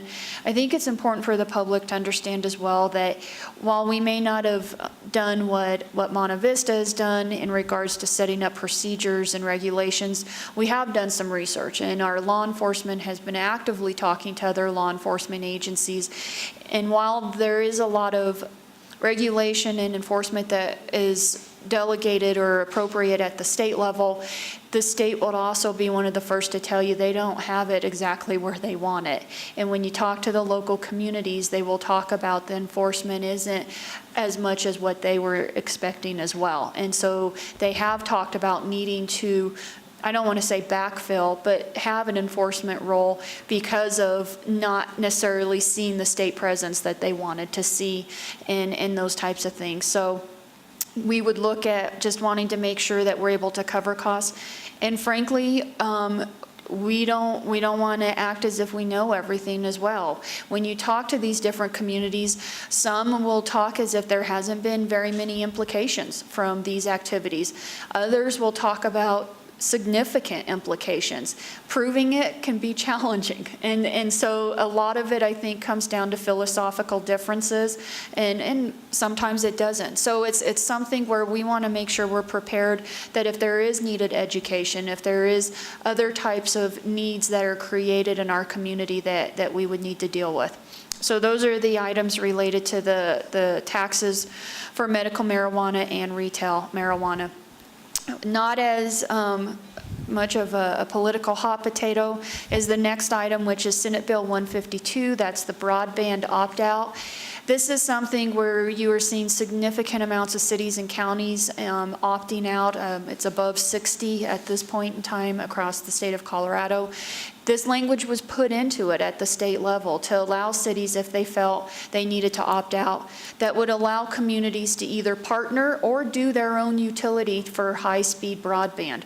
We've been very consistent that the city's not interested in doing our own utility. We do not want to compete with the private providers, and we've had very positive discussions with our private providers in relationship to that. What this does allow us to do is apply for grants that can be in a partnership with the providers. It allows for us to partner in other ways, such as using city right-of-way, city infrastructure, those types of things. We would obviously want to do what's appropriate when we're using public resources and be open. We don't want to create any competitive disadvantages for anyone. So we would be working with all private providers and those who are interested in quicker deployment for broadband. ACID has come out in favor of both the marijuana taxes and the Senate Bill 152. The Economic Development Group has felt that both of those are important to make sure that we maintain orderly regulations and enforcement, and also broadband being critical for economic development for existing and future businesses. The next measure is the charter change to allow non-residents to serve on advisory boards and commissions. That's excluding the Planning Commission and the Personnel Board because they have some authority of decision-making that most of the other advisory boards do not have. There are times we have had unfilled positions, be either through lack of interest or lack of qualifications. And so I think the purpose of this is to allow council, if they so choose, to appoint someone who has an interest in the city. And the interest is defined as either working full-time, owning a business, or owning property. And if someone's willing to volunteer their time and their expertise to try to help improve the city, I think we thought that was fairly reasonable. It's still council's prerogative who you appoint. If you have someone from the county who's applying and you don't feel that it's a good fit, you're not obligated to appoint that person, just like you're not obligated to appoint someone who's a resident as well. So none of those items would change. The other item is referred measure to repeal the charter provision requiring bonds for construction projects in excess of $5,000. This one's a little more complicated probably for the average person, but it's actually a very important one for the city. Essentially, we want to allow more competition for when we are letting out construction projects through a competitive process. By the requirement of you needing to be bonded for anything over $5,000, that pretty much covers any project at this point in time. It's very, very expensive to get bonded, and there's only a few companies that are at that level. So this would allow the city for some of the projects that are above $5,000, but below maybe $1 million, below $500, it would depend on the project and the complexity of it, to still allow competition among very qualified construction firms within the valley or outside the valley as well. But it would allow for competition there, and council can still require bonds when we do have those larger projects, and there is a public need to have that. We would still have insurance requirements and those types of things.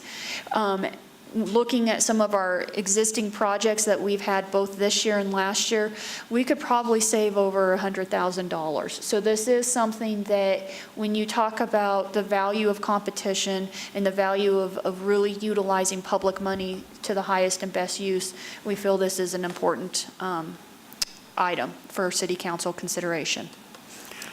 And city attorney, have I left anything out? No, I believe you've covered that thoroughly. In fact, it is a long series of questions, so I guess my recommendation would be that you discuss them one at a time and kind of chunk your way through them. Are you suggesting we discuss them individually? The first two are pretty much right. The first yeah, two, that's the language that is the language of the petition, so I don't think you need to discuss those. The next two are basically taxes, and then right, but 152 citizens on boards and commissions. Councilor, we're not saying to vote on them separately, but just from an orderly fashion, you may just want to start at the top and move your way through to see if there's comments or discussion. Okay, thank you. Councilor Coleman. Thank you, Mayor. I just have a comment that I just wanted to add to what Heather was saying. In trying to understand all of these different items that are going to be on the ballot, I encourage everyone to go to our website. And when you go to the website, there's a yellow strip that comes across the top. Click on that strip, and it will do a great job of explaining what a yes vote means and what a no vote means on each one of these issues. Because to the common average person who reads this information on the ballot, and as a council person, and I'm familiar with the wording, sometimes the wording can be somewhat confusing. So I think by going to the website is a very resourceful tool that I encourage everyone to go to. I was at a home the other day, and a young lady told me, she's about 27, 28 years old. She said it's sad that whenever it comes time to voting, she has to ask her dad what each one of those items mean to even have an understanding. By staff going in and taking that extra step and going to the website and putting that information on there, it's going to be very helpful to all the citizens and residents who are voting in this election. So I strongly encourage everyone to go to the website. Thank you, Councilor Coleman. Councilor Griego. So starting the discussion on number 3, right now we would collect, what's the going tax that we collect, leaving the county out, that we collect in the city? Judy, what is our city sales tax? Is it 2%? So right now, if we didn't have a tax at medical marijuana, it would still be 2%. we'd still be collecting 2%, correct? Correct. Right, that's our share of the 7 point whatever total sales tax that's collected within the city of Alamosa. So it would still be, it's still being taxed 2% irregardless if we leave it on there or take it off, correct? And the reason I bring this up is I've been approached by a lot of people on this medical one, if it does pass, that right now, that these people are using it as a form of medical. It's not one of these, the other retail marijuana. And I personally feel that, and just myself, that to take that off, since we're already going to get 2% on it, and to use that 2% that we're going to get in selling it towards the enforcement, I could maybe even bump the retail marijuana up maybe yet another 0.5%, bring that to even 5%. So like I said, a lot of people have approached me on this, and I know we had a large discussion on it, and I was in favor of the 2% back then, but after seeing hearing some of their points, I think the 2% that we're going to get already, I think should be enough on the medical part. So let me ask you a question, Eric. The 2% is just a regular tax that is being assessed by the city. Yes. It's just a raise. It's not an extra tax, is what I'm saying. Right. It's the same tax that you pay on your pair of jeans that you buy and on your... It's on anything else, Councilor Grego. But Mayor, you're gonna get a 2%, and then on top of that 2%, you're gonna add another 2%. Yeah. If I'm right? Am I correct? Yes, sir. See? So Mayor, you're already getting 2%. You're gonna add, actually, it's gonna be a 4%, if you look at it that way. Councilor Daniel. Thank you, Mayor. So when we've looked at the first 2%, like the additional 2%, so kind of, I'm going to step back a little bit from Councilor Griego for a second, and then I'm going to go back there. We talked about the need there will be additional needs in our community, which is where we kind of came up with that $150,000 sort of thing, that 2% that we were thinking about for the medical. Yes, so to try to separate the uses of the 2%, to try to provide maybe some clarification there, our general sales tax is to use to pay for our general fund. And so the relationship there is, as people are driving the streets in order to access the businesses, some of that money's to help go towards the streets. When you have traditional businesses that may have a break-in or have, something like that, that 2% helps with the fire, with the police. So if you think of our general funds and our standard normal operations, that 2% goes towards that for just those normal operations.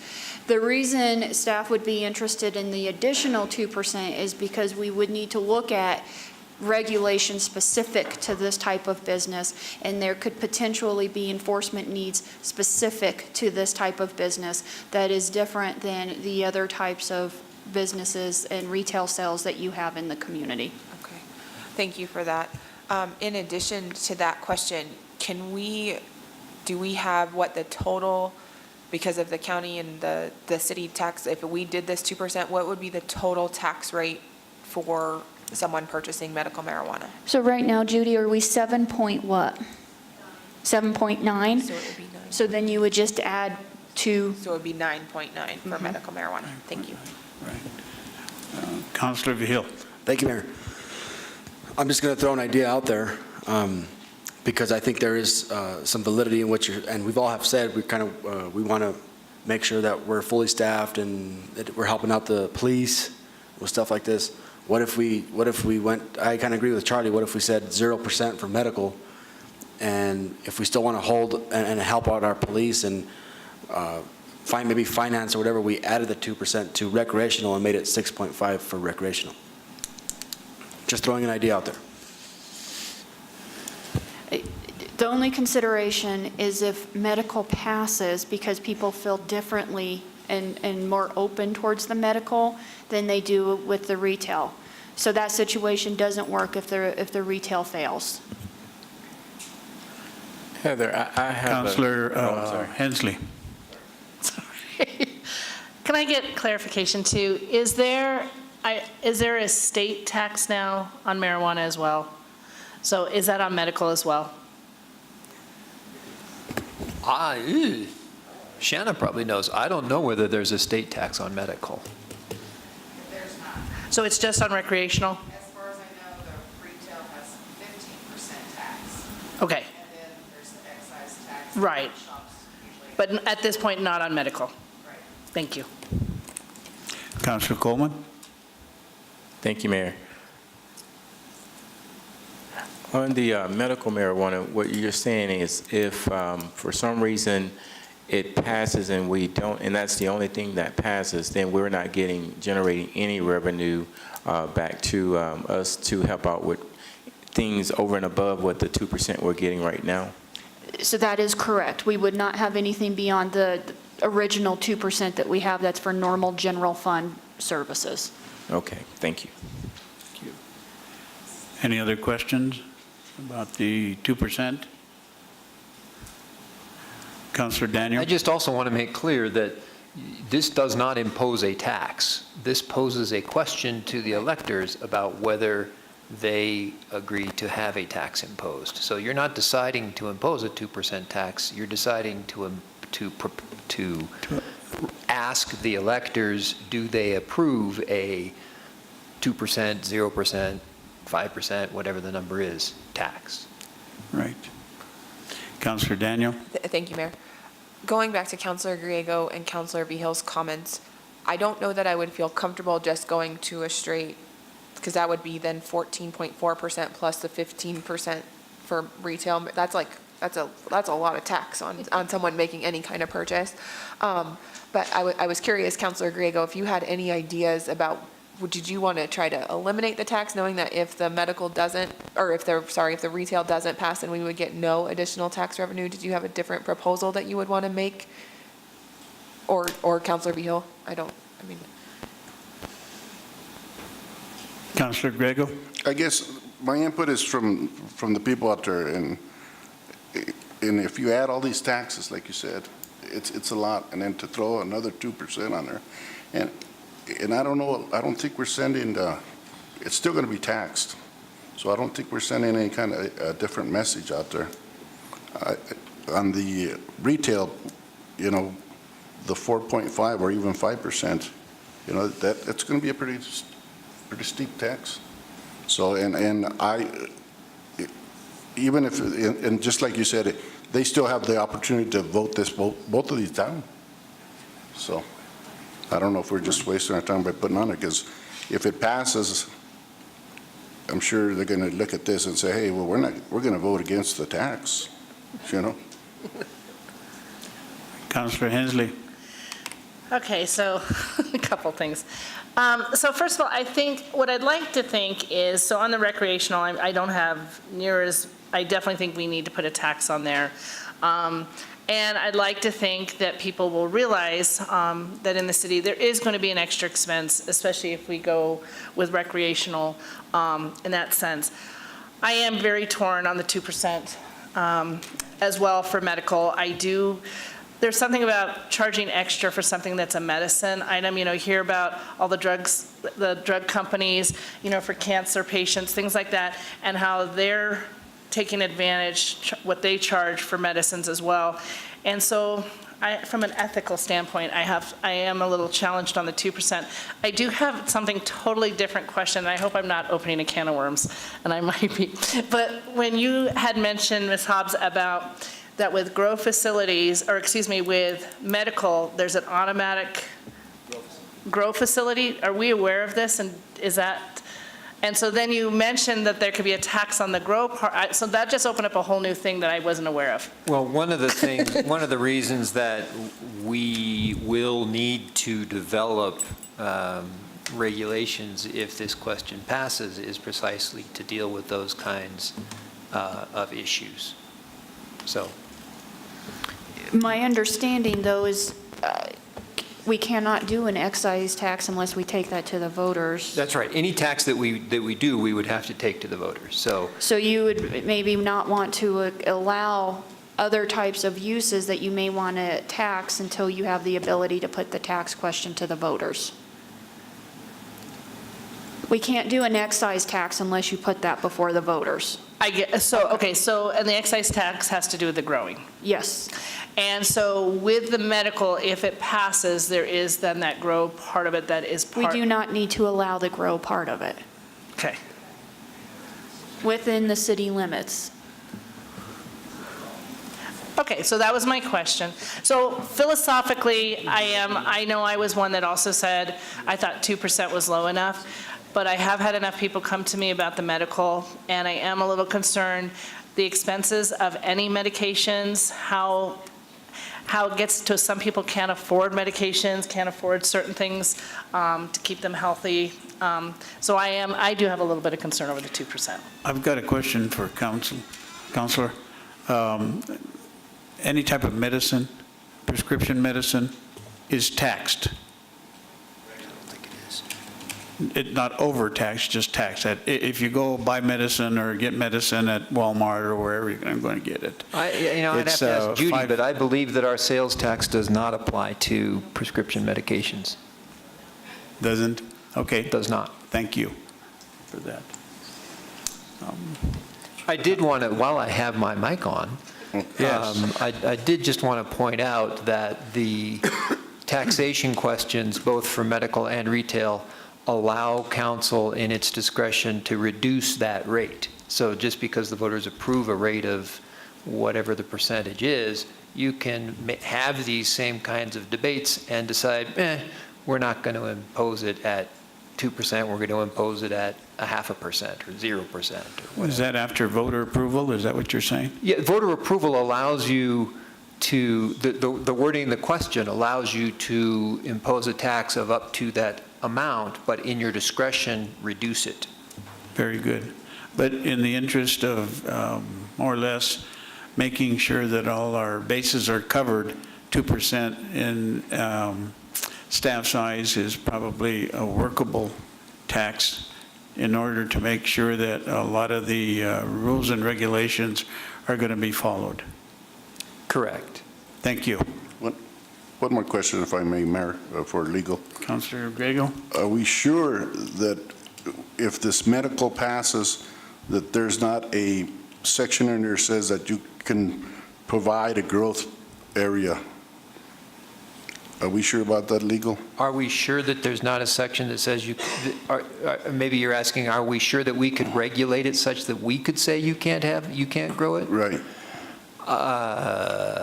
No, I have not researched that issue. My gut tells me, yes, we can say that. We can zone anything we want to zone. You know, you're allowed to keep junk tires in your yard, but we can zone it and say that you can't. You're allowed to have a garden or a clothesline in your yard, but we can zone it and say you can't. So if the state says that if you're allowed medical marijuana, you're also allowed a growth area, we don't have to follow the state? It's the same discussion we had when we were talking about the personal grows.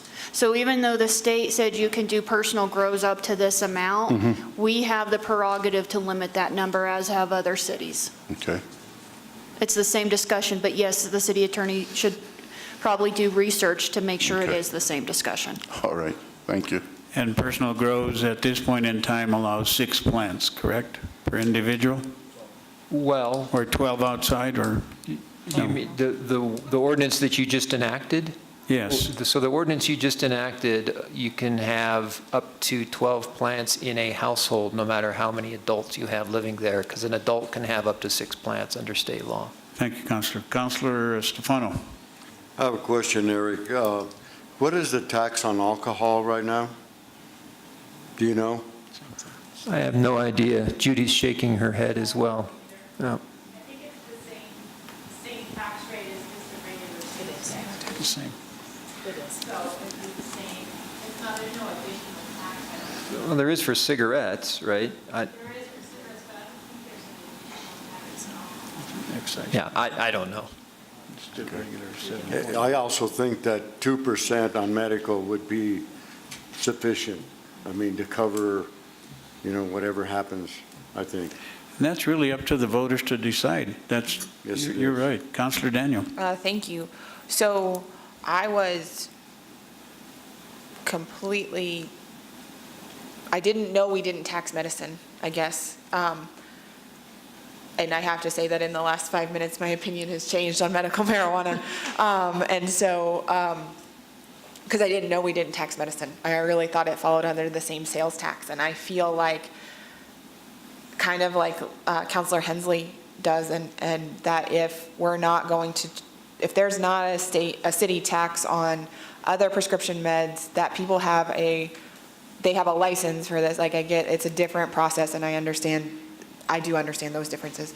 But I struggle with saying that this medicinal purpose is less important or less whatever than someone else's medicine. I struggle with that. And so my opinion has changed in the last 5 minutes, and I apologize for that, Council, but it has. Councilor Hensley. So my thought is, obviously, we've been going around discussion, so I'm going to propose is that we do the 0% for medical and go ahead and do the 5% for retail marijuana, because that is the sort of average. I know we're not supposed to use that word. Sort of balances if they both pass. My thought there also is if medical marijuana passes and in the next year we find there are some extra costs, there's things that we didn't foresee, that then we could put on the next ballot saying these are expenses that we weren't seeing, and so this is why we need to put the tax on. But just because it's medical and that idea that medicine shouldn't be taxed, I just feel that would be my proposal, is to put 0% for the medical. Councilor Vihil. Thank you, Mayor. Eric, you mentioned that there's language in the ballot question that if we think we need to change that tax rate, we can. You can't increase it, but you can decrease it. Okay.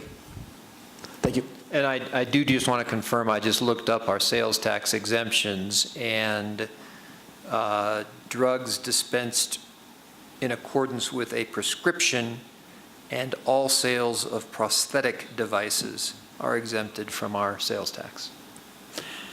Thank you, Councilor.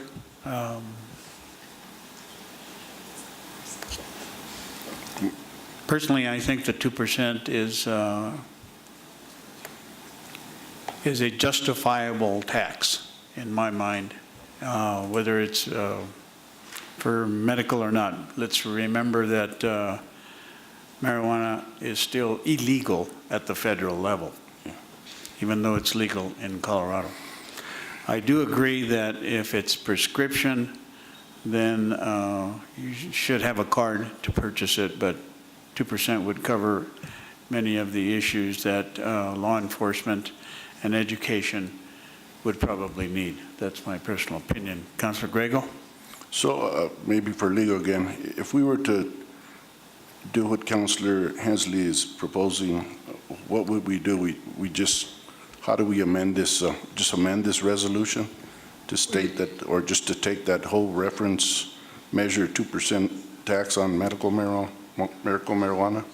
Well, if I was busy researching the sales tax exemption, but as I recall, Councilor Hensley wanted 0% on medical, so you would just eliminate that question entirely. Okay, that's what I was asking, what the procedure is. And then amend, how she presented it, amend the retail to 5%. Yeah. Can we go higher on that, Grace? So can we pull both of those off and deal with those? Or how do we, I'm trying to see what direction. So when you make a motion, you can make a motion that says, as written, the citizen-initiated ordinance to allow medical, as written, the initiated ordinance to allow retail, not even say anything for number 3, and then referred measure for 5% tax on retail, and then depending on how the rest of it, you would just read those.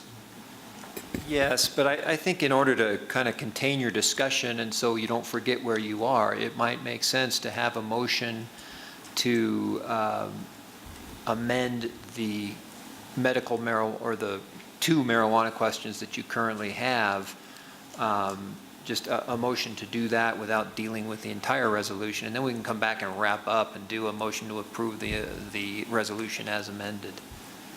And you can take those as, as they come, so that we don't have to then set this marijuana discussion aside and move on to the others and then try to remember where you were. Well, Councilor Grego? I'll attempt to try to do that then. I guess that make a motion that we go ahead and on the reference measure for retail, we move that tax to 5% and we eliminate the 2% on the medical marijuana. Second. I've got a motion and a second. Is there any further discussion on that measure? Excuse me. Council- Mr. Grego? Are you proposing 2% and 5%? Sorry. I'm proposing just a 5% on the retail and 0 on the medical.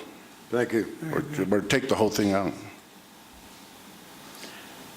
Yeah, I've got a motion and a second. Is there any further discussion? Start voting, please.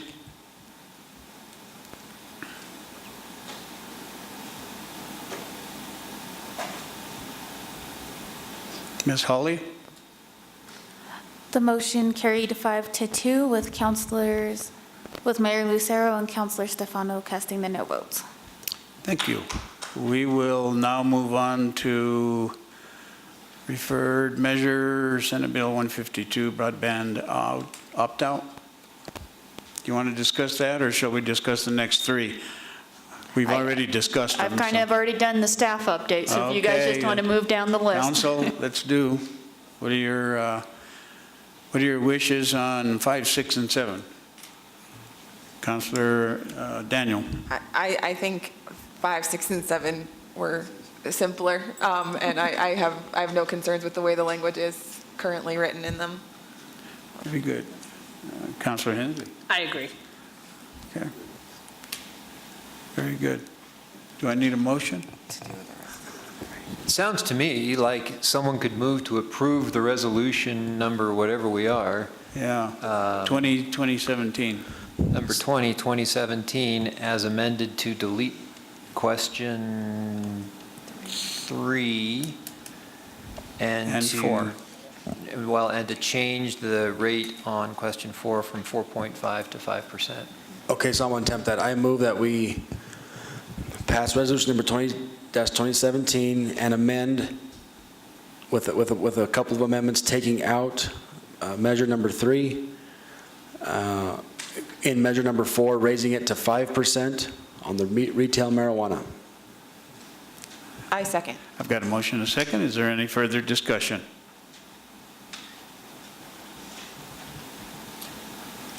Start voting, please. Ms. Hawley? The motion carried unanimously. Thank you. Council, we'll move on to resolution number 21-2017, referring City Council salary increase to the voters. Ms. Heather? Thank you, Mayor. A lot of the stuff we discussed for the previous item is applicable here in regards to the timeline for us to get language to the county clerk is still September 8th. It's the same election on November 7th. The discussion that council had regarding this is that the language for how council is compensated is set in the charter, which means that if there is going to be changes, it does need to be brought before the voters. Council discussed with the last increase being in 1997 that the rates are have not kept up with what the CPI, the Consumer Price Index, is, which is a rough estimate for increases in cost of living. The numbers that council discussed previously, but you are willing and open, you can change those numbers tonight, is to look at increasing the existing council compensation of $4,800 up to $7,200, and increasing the mayor compensation, annual compensation, from $7,200 up to $9,600.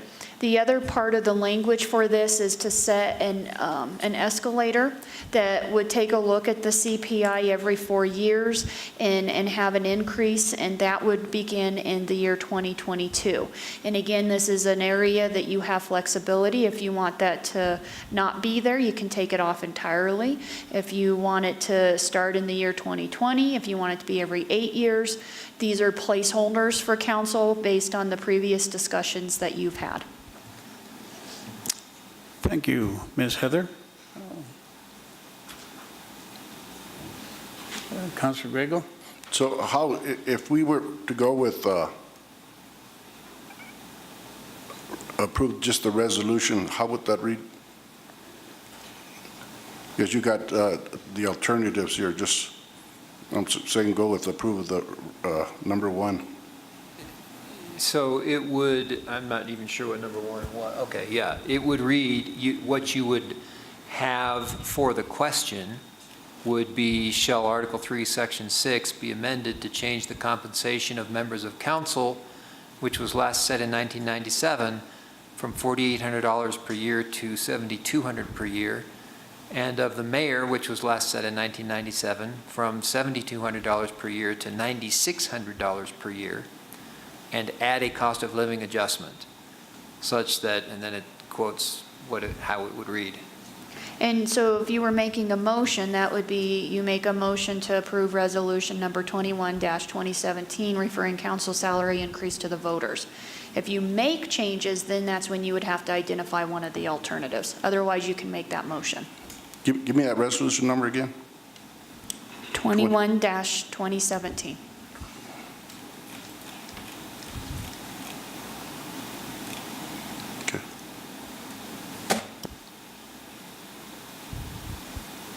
Councilor Grego? Well, if there's no further questions, I'll make the motion that we approve resolution 21-2017. I second. I've got a motion and a second. Is there any further discussion? Seeing none, start voting, please.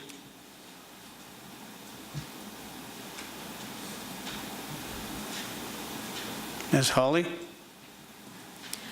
The motion carried 4-3.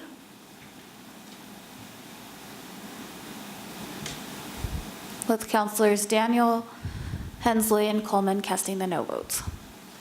Thank you. We'll move on then to a first reading on ordinance number 24-2017, an ordinance further extending the temporary moratorium on the placement of certain manufactured homes within the city of Alamosa other than in mobile home parks through December the 31st, 2017. Ms. Heather? Thank you, Mayor.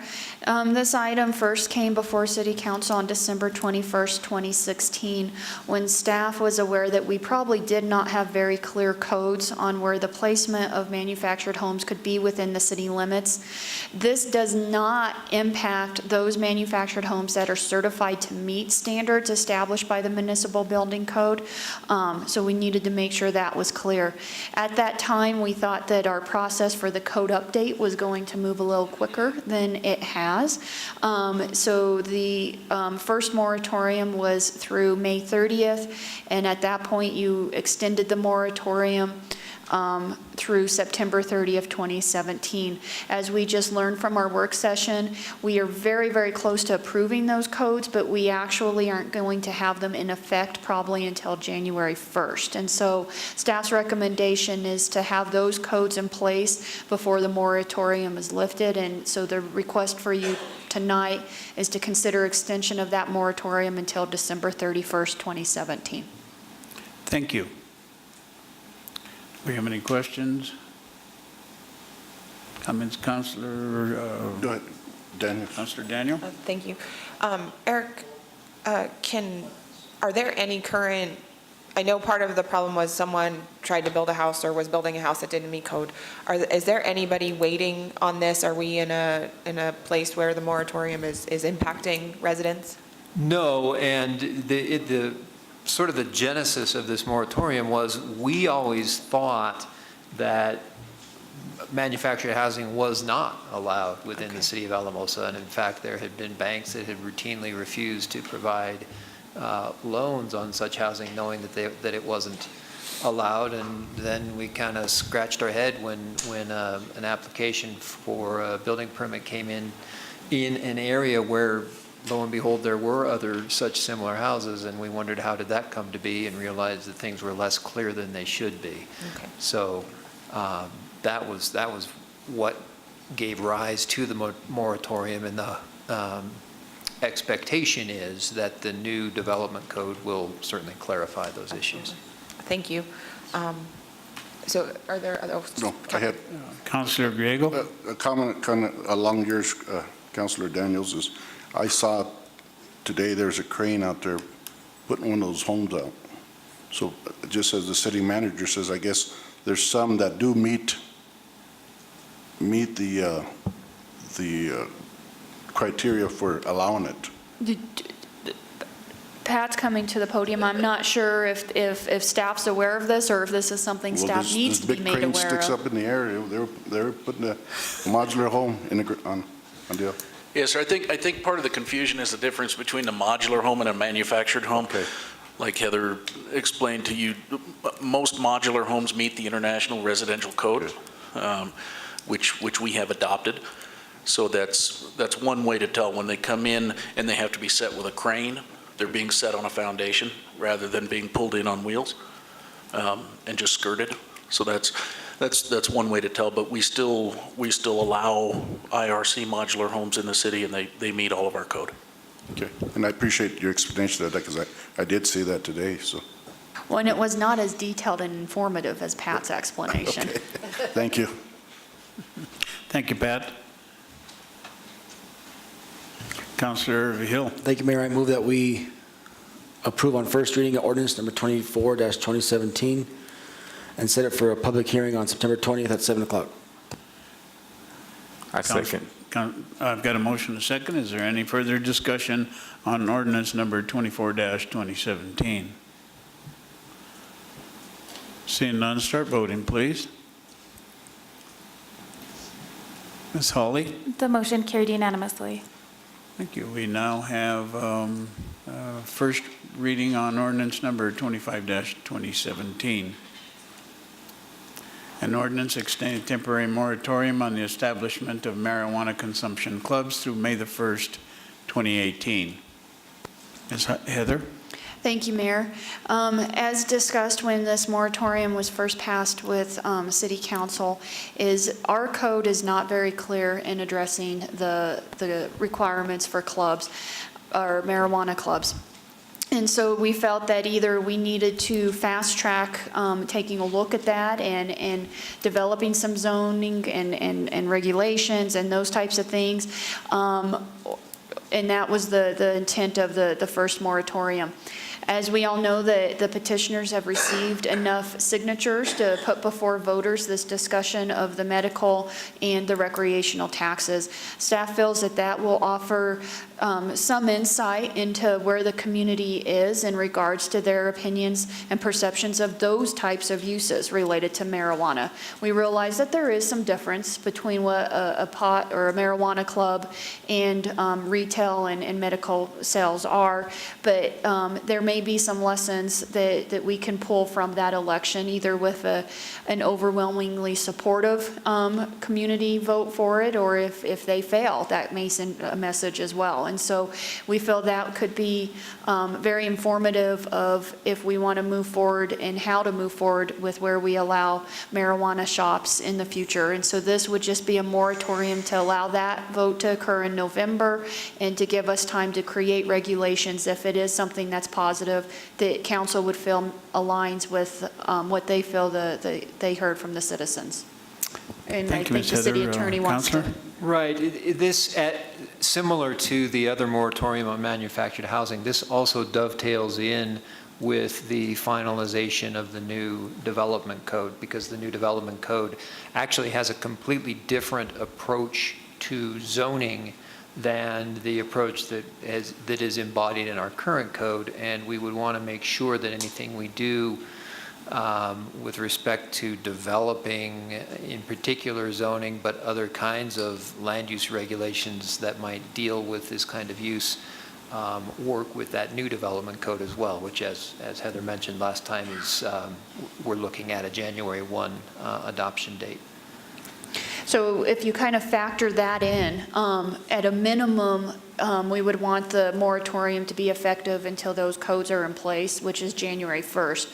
This moratorium extends it to May 1st, realizing that if we want to have additional regulations or other types of items, that would give staff time. But as with all moratoriums, if we move more quickly than that, you can always lift the moratorium sooner. Thank you, Ms. Heather. Councilor Vigil. Thank you, Mayor. Just a point of clarification. When was this moratorium passed? Was it 6 months ago to the date, or?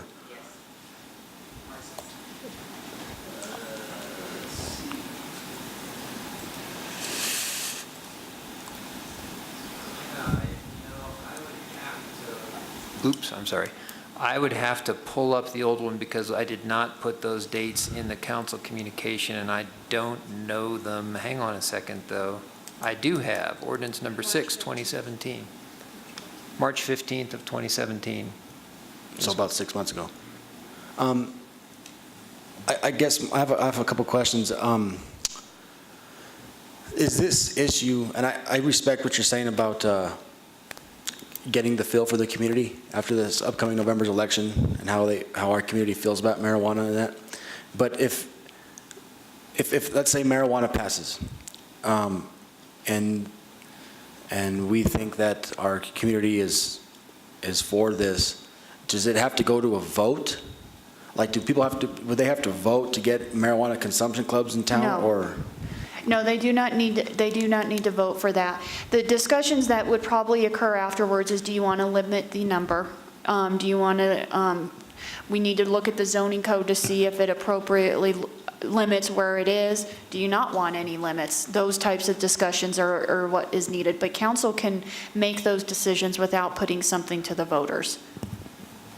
Right. The only reason that there is a vote necessary for medical and retail marijuana is that council has enacted ordinances which prohibit them in the city. And so this is a citizen-initiated petition to change those ordinances, essentially. Council has not acted with respect to marijuana consumption clubs one way or the other. So the moratorium was not prohibiting it, not allowing it. It was putting or allowing time to develop appropriate thinking about that. So if you didn't have a moratorium, the question before you wouldn't be, how do you regulate it? It would be, do you allow it at all? And then if so, how do you regulate it? I guess my concern is for the business owners who might want to do this in town. I don't want to kick the can down the road any more than it needs to be. I think they deserve to be told, no, we're gonna this is not allowed in here, or yes, this is allowed here, not in this limbo. My only comment to that is, I think council hears a lot from a lot of different people in the community, and I think the vote might be something that is very clear and can give you a better feel compared to, I mean, even if you're talking to 100 people, there's 9,000, well, not all 9,000 are eligible to vote, but there's thousands of people, and they may have a different way to weigh in. Now, it's still council's prerogative. If they all deny it and you feel that marijuana clubs are still a viable thing you want to look at, you can still do it. But at least you can have a feel for how the vote went on the two items.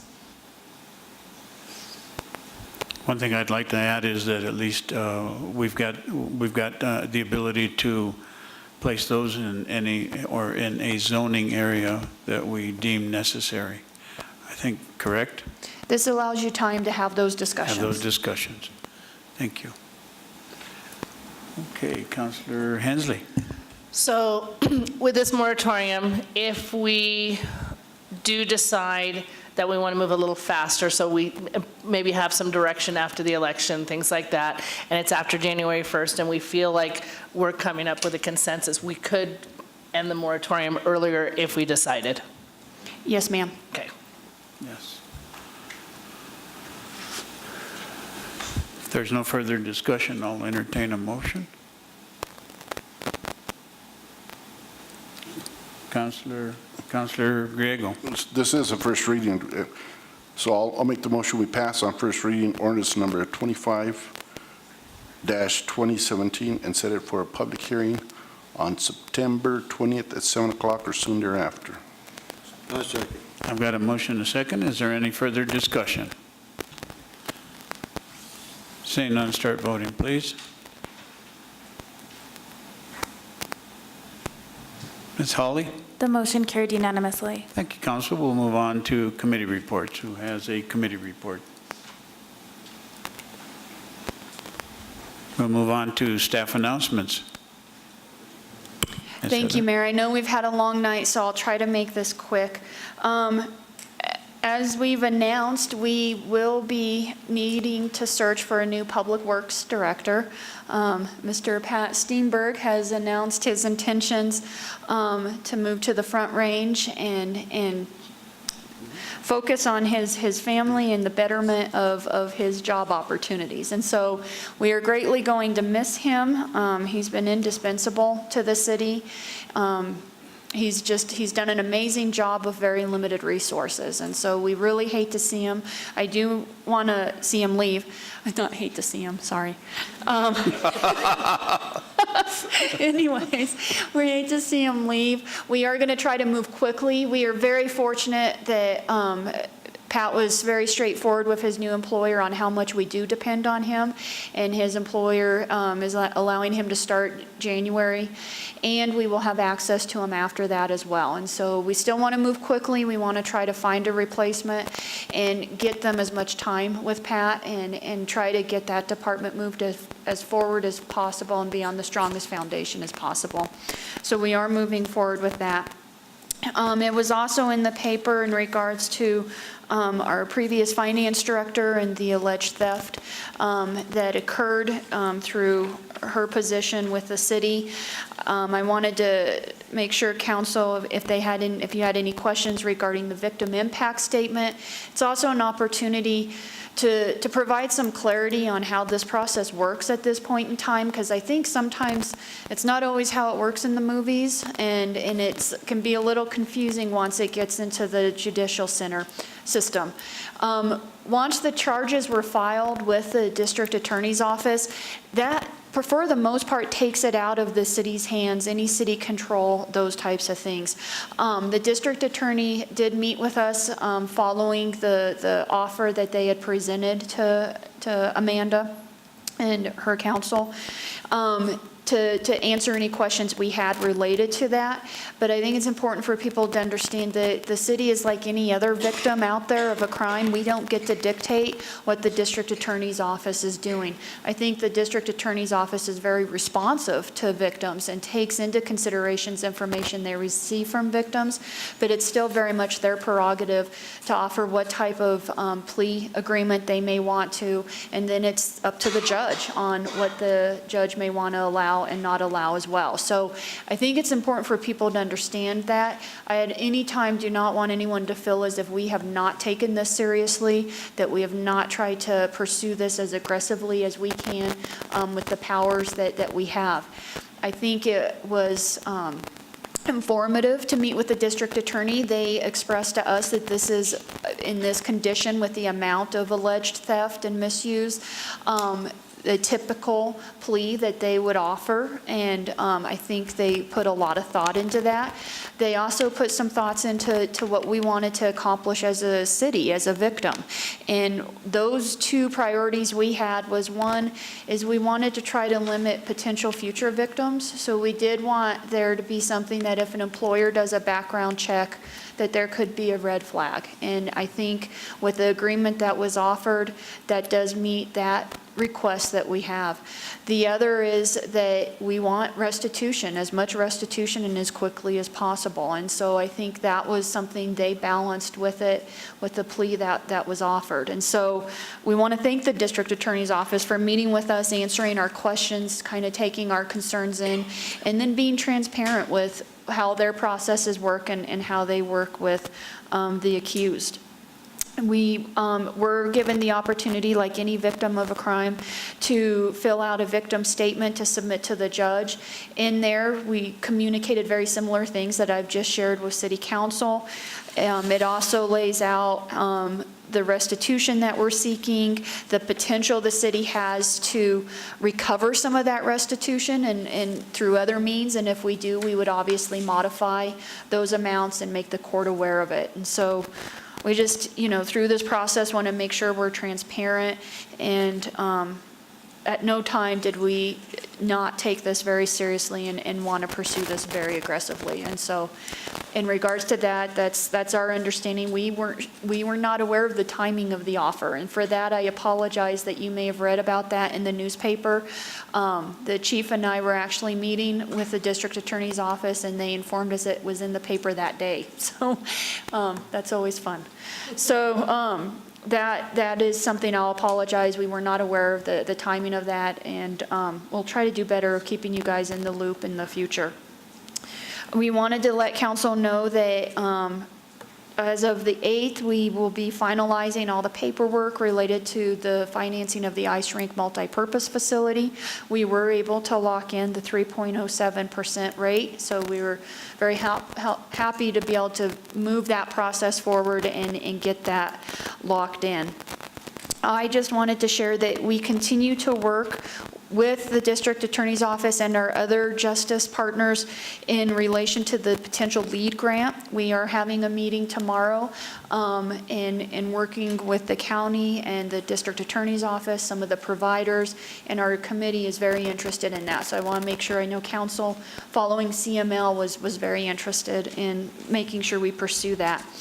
I also attended last week on the 28th, the Colorado Municipal League has formed a town and gown committee, and it includes city managers from across Colorado that have or four-year institutions in their communities. And it's just to discuss what the relationships look like, what are some of the best practices, how you can encourage better embracement of the kids, the students that come to the campus, how to have a positive working relationship with administration, those types of things. So it's an interesting committee, and I attended our second meeting up in Fort Collins last week.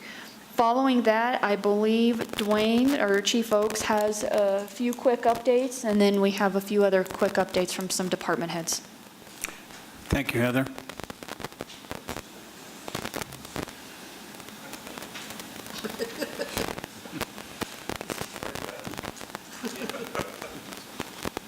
Thank you, Chief. Thank you, Mr. Mayor. I just had a couple updates that I wanted to brief you on.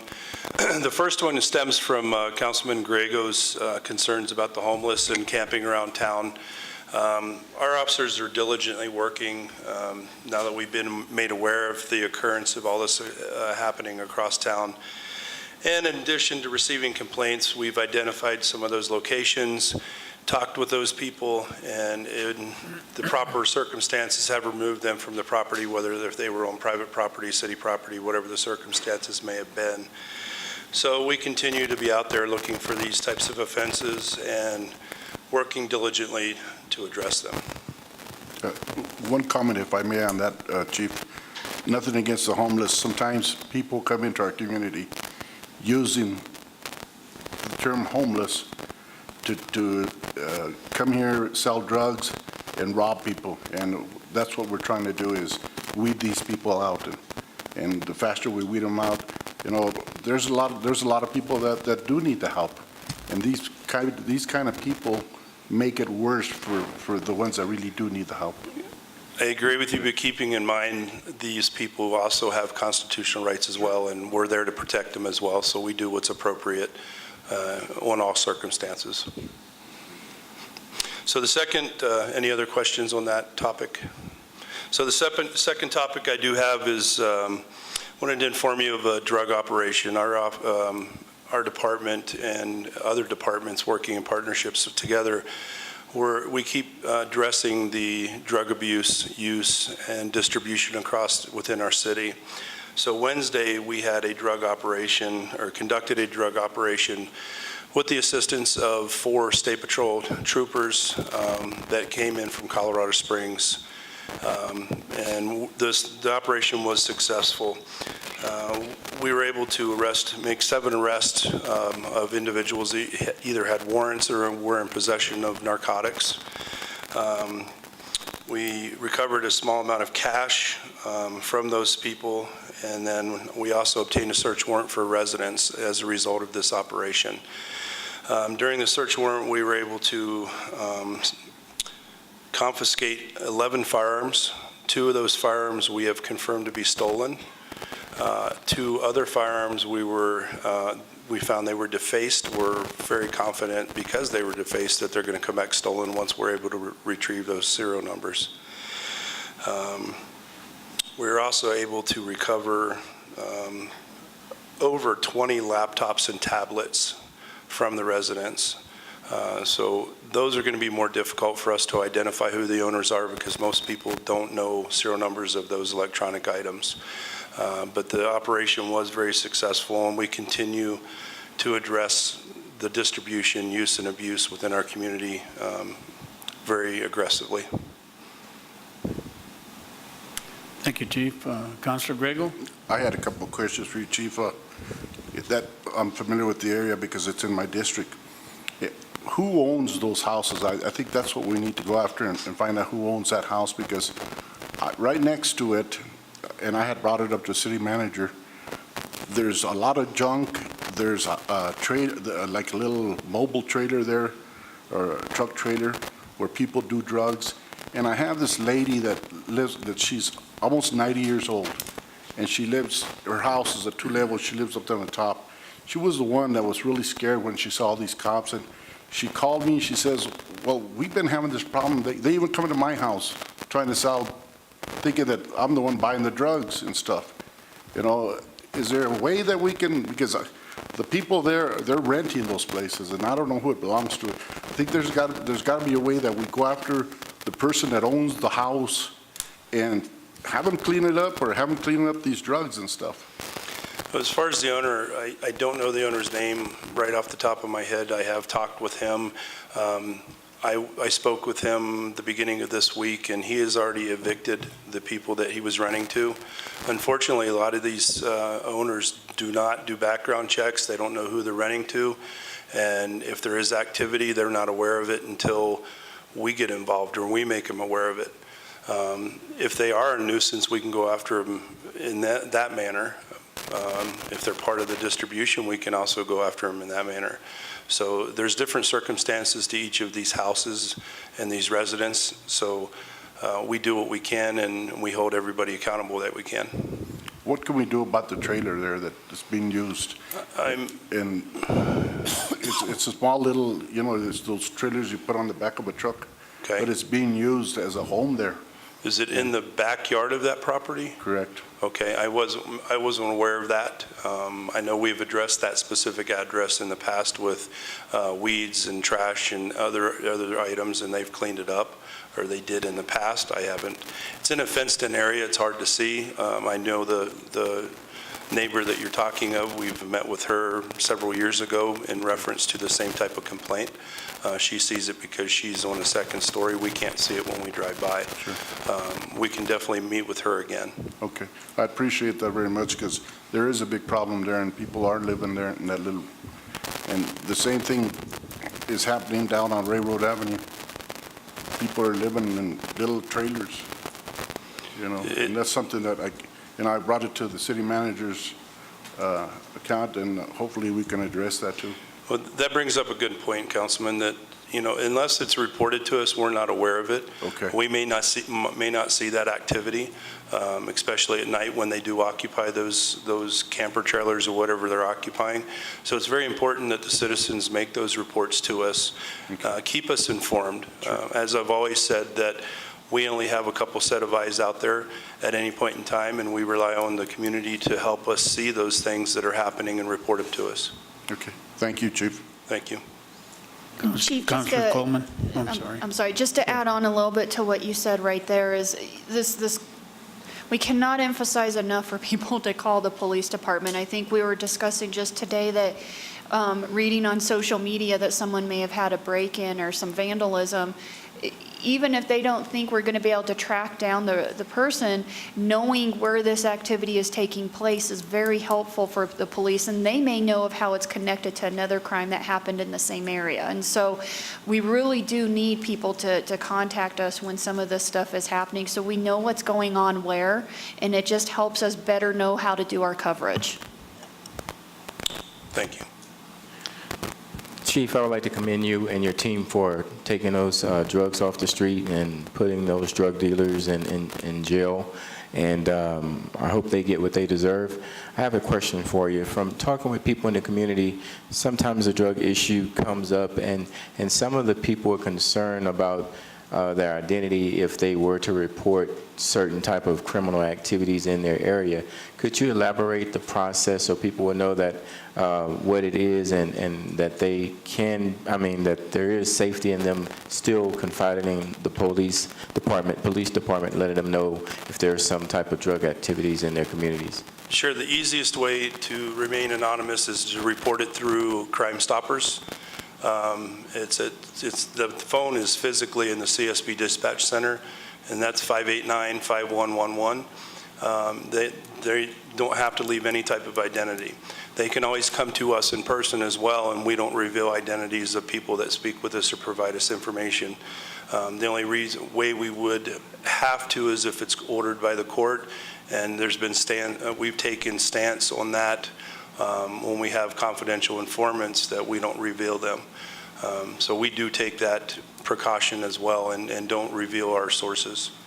Okay, and just one other question I have for you, and I'm not for sure how to phrase this, but as a city and as council, I believe everyone up here wants to take a serious stance against drug activities in our community.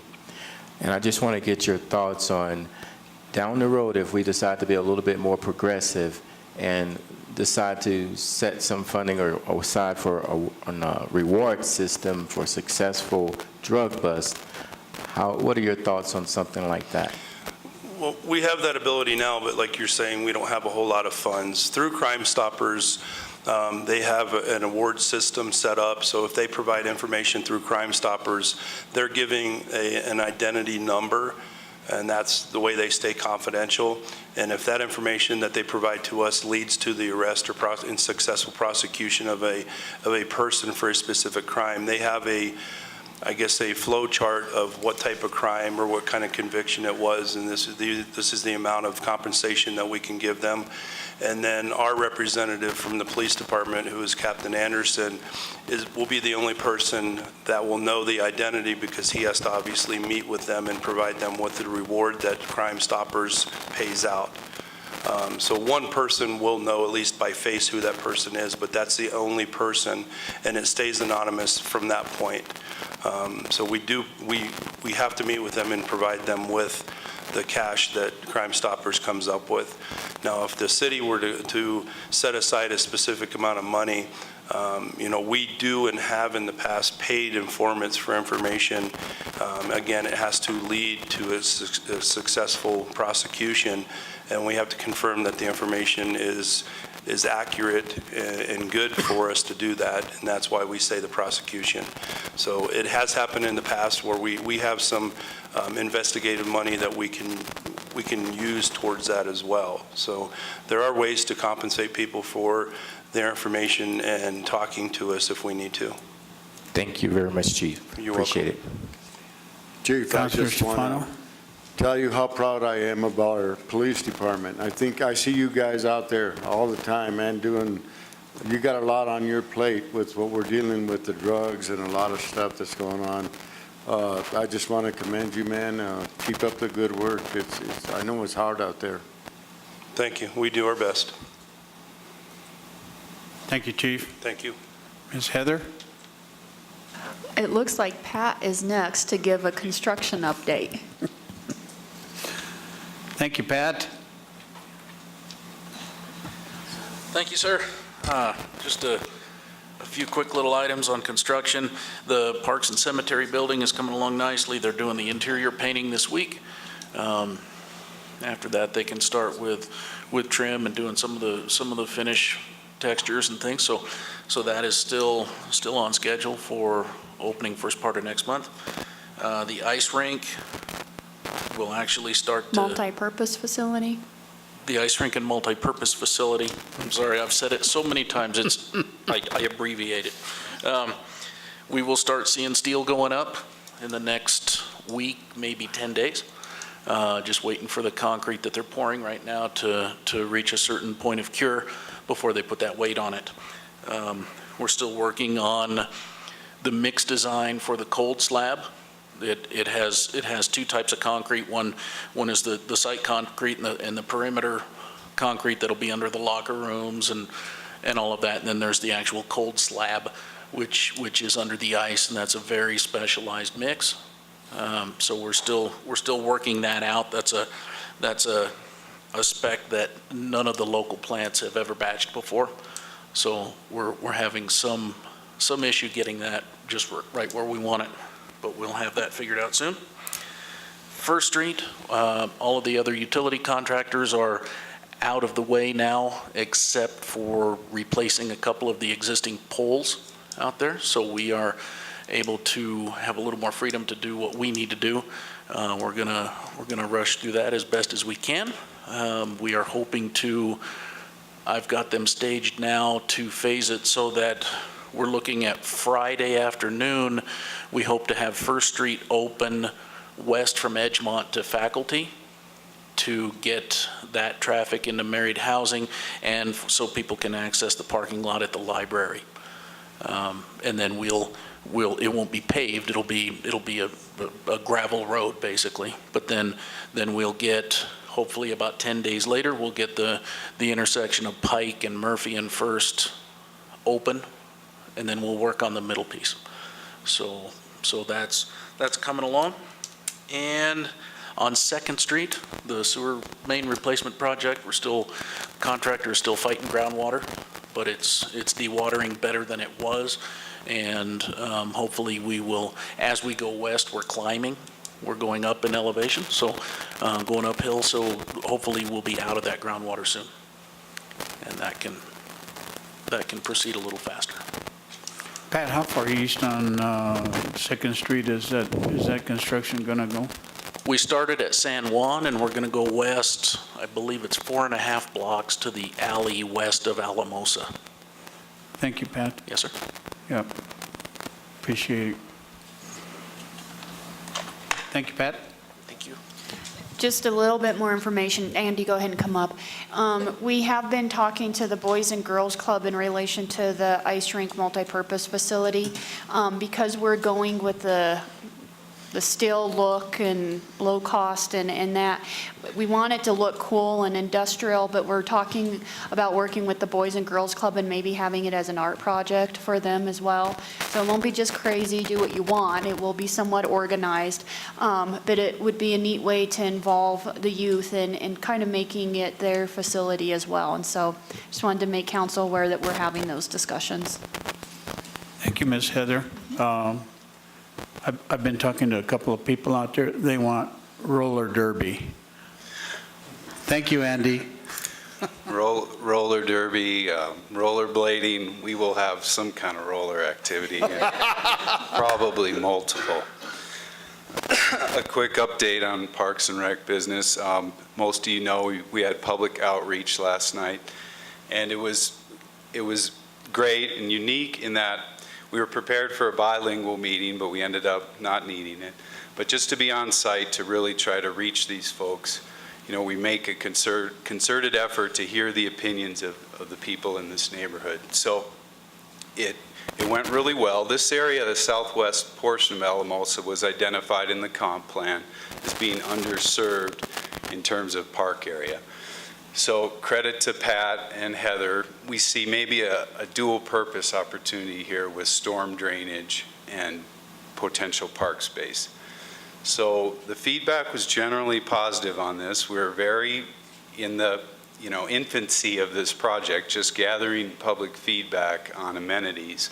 But we had kids kind of draw what they would like. We took the adults' input, and we also passed out a little survey so we have written feedback as well. So we kind of went for verbal and written feedback, and the mayor was there and Mayor Pro Tem, so thank you for being there, but that went well. And we will continue to gather feedback as we analyze feasibility and costs and look at grants this fall for this project. A couple other quick things. Speaking of the multi-purpose facility, we've already booked one hockey tournament. We're working on a big second end-of-year one, so that's exciting from a revenue standpoint. And then finally, Blanca Vista parking lot has been extended. So you know that. The dog park will probably go in this month as well. Not probably will, excuse me. So we're working on that too. Any questions? Andy, can you give us an update on that new 9 holes that they built out at the disc golf course? Yes, so the anticipation is building. The baskets are in for this and the tee pads are in, but you don't know where you're going if you're out there yet. We are just kind of waiting on our sign maker, local business, to get those signs together, and we will do some public announcements on the opening of the back 9. But a lot of excitement in the Parks and Rec community for this project. Councilor Grego?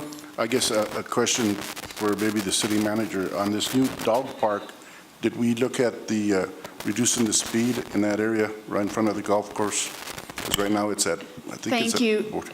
Thank you, Counselor. I need to circle back around. We did put some speed tubes out there so we could take a look at the speed and then meet with police to see if there's some other considerations. So let me circle back with staff. Thank you for that reminder. Councilor Hensley. Just real quick, you said, I may have misunderstood, but when you had your meeting last night, was there any concerns about doing the park?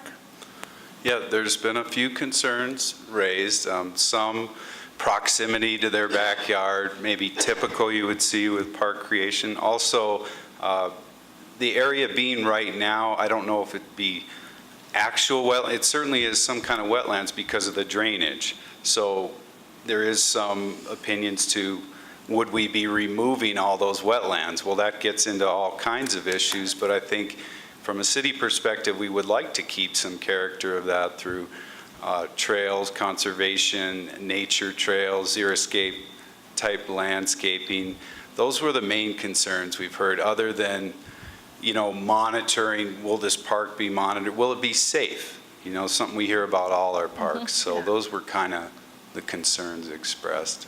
And I think on the safety issue, I'm not sure it was a concern to where they don't want it. It was, they just want to make sure if we look at putting something there, that we're looking at safety and those types of things as well. And we actually took that as an opportunity to discuss cameras in parks, because that can be somewhat divisive and we don't necessarily have them out in our parks. But when you're looking at safety, we can't physically be there all the time, but could that be an assistance? So it was a good opportunity to process that as well. Councilor Coleman. Thank you, Mayor. Andy, I would like to thank you and your staff for being creative last night in that meeting by having it outside and on the site. I thought that was very neat because the kids participated. Just imagine seeing them draw their drawing on the sidewalk with sidewalk chalk. That was very creative, and I like that. And then the parents were able to be out there at the site to really give some good, honest opinion about that. And the other thing I want to thank you for as well is because I think last week the Kiwanis Club had an opportunity to go out to the disc golf course, and we all had a good time, and we introduced some new community members to disc golf, and a lot of them brought their family members with them little kids, and those kids are looking forward to going back to the disc golf course and participating in a family activity. And according to all of our studies that show that families and people want more quality of life activities, and by doing these type of activities, it's really improving that. So thank you. Yes, thank you for facilitating that event, and I was one who was there participating, and it was a blast, so thank you. You're welcome. All right. Thank you, Andy. Appreciate it. Ms. Heather? As far as I know, that's the end of staff update. Very good. We'll move on to consent calendar B. The consent calendar allows multiple actions with one motion. Consent calendar B contains routine items which have been recommended for action by staff or advisory boards. Council may remove a consent calendar item for separate consideration. Tonight we have one item, the Alamosa County Chamber of Commerce Oktoberfest, September 30th, 2017. Is that? This is a local liquor licensing authority action, so this is just a special events permit for the Chamber of Commerce for their October Brewfest. The event's going to happen September 30th from 10 a.m. to 10 p.m., and they applied for malt Venice spiritus. And the event will be held at Sunset Park, and your attachment has the boundaries of where they're going to have liquor served. Thank you, Ms. Hawley. Councilor Daniel. Mayor, if there are no further conversations about this, I move that we approve consent calendar B. I'll second. Councilor Hensley, I've got a motion, a second. Is there any further discussion? Seeing none, start voting, please. Ms. Hawley? The motion carried unanimously. Very good. We'll move on to council comment. Councilor Hill. Yes, sir, thank you. I probably should have said this during my committee report, but the Rio Grande Farm Park is having their 5th annual Harvest Soiree this Saturday from 9 a.m. to 5 p.m. They're going to have tons of activities for kids. Go out there and try the local food that they've been growing, the farmers out there. If you've walked by there, it's pretty phenomenal what those people are growing out there. And there's going to be live music and all that type of stuff. And also, I need to let council know that if I can please be excused from the next meeting, I have to go to a open house night at Center that night, so I can't make the meeting. Thank you. Very good. Thank you, Councilor Hill. Councilor Daniel. Thank you, Mayor. I appreciated Councilor Streetsow earlier reminding me that the presentation wasn't a time to make comments, so I'm saving my comments for now. I believe the marijuana issue in our community is a polarizing event, and I have heard from people on both sides of this very, very strongly. And what I continue to encourage people to do is to make sure that they go out and vote. Make sure that their voice is heard and that they are able to share their opinions, not only with us as council members, but with us as voters, and to ensure that their voice is heard and counted. The other piece is I absolutely agree with our plan of not having a zoning recommendation prior to the vote. I feel like that would make it look like we were assuming that the vote was going to be positive, and I don't feel that that's an appropriate place for us to be when we're asking our community to vote for it. And as a member of that team who was working on the planning and zoning and everything like that, I think we're going to have a good base to work from once we approve that. And so I know many people who were concerned particularly about this are gone now, which is okay. But the fact that this does mean so much on both sides to people, I think voting is very, very important, and I encourage everyone to get out there and share with their community members and their friends their reasons for voting for or against this, so we get a reasonable amount of people voting on what is a very important issue to our community, obviously. Councilor Stefano. Yeah, I just want to thank everybody for the early iron show, man. That was awesome. The staff did a great job. The police department, man, moving them in and out over here on State Street. It was an awesome event. It's growing, and I'm really proud of it. Thank you. Very good. I'll share this with Heather and whoever is here that's probably responsible. But was visiting with some folks over on the 16, 17, 1800 block of Ross, and they're wondering if they're going to get street lights anytime soon. I'm not sure. The people on San Juan have street lights, and there's Mrs. Romero at 1738 who said that they cut part of the tree down but left all the branches and debris there. She was wondering if somebody could clear that up. Had another businessman in the area of the old El Charro, was concerned about vagrants and what is going to happen with that property. It's an eyesore, as well as the building east of Safeway. There's a house on 3rd and I don't know, Cochetope. I'm not exactly sure if what's going to happen with that, but very concerned about the beauty of our community. Also wanted to find out if the city council or the city itself would reward or have a reward system specific to beautiful yards. There are some really beautiful yards as opposed to some really nasty yards in the city, and was wondering if maybe something could be done to kind of bring honor to them, or at least bring that to the forefront in some way or another. Other than that, I have a person that I'd like to nominate for the CML Hero Award, but I will wait and find out what process I need to follow. Ms. Heather? Thank you. Councilor Stefano?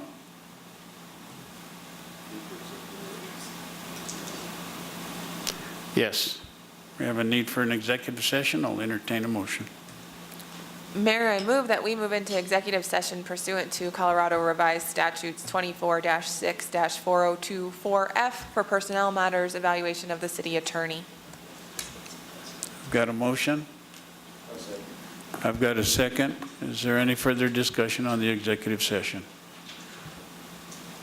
Seeing none, start voting, please. Ms. Hawley?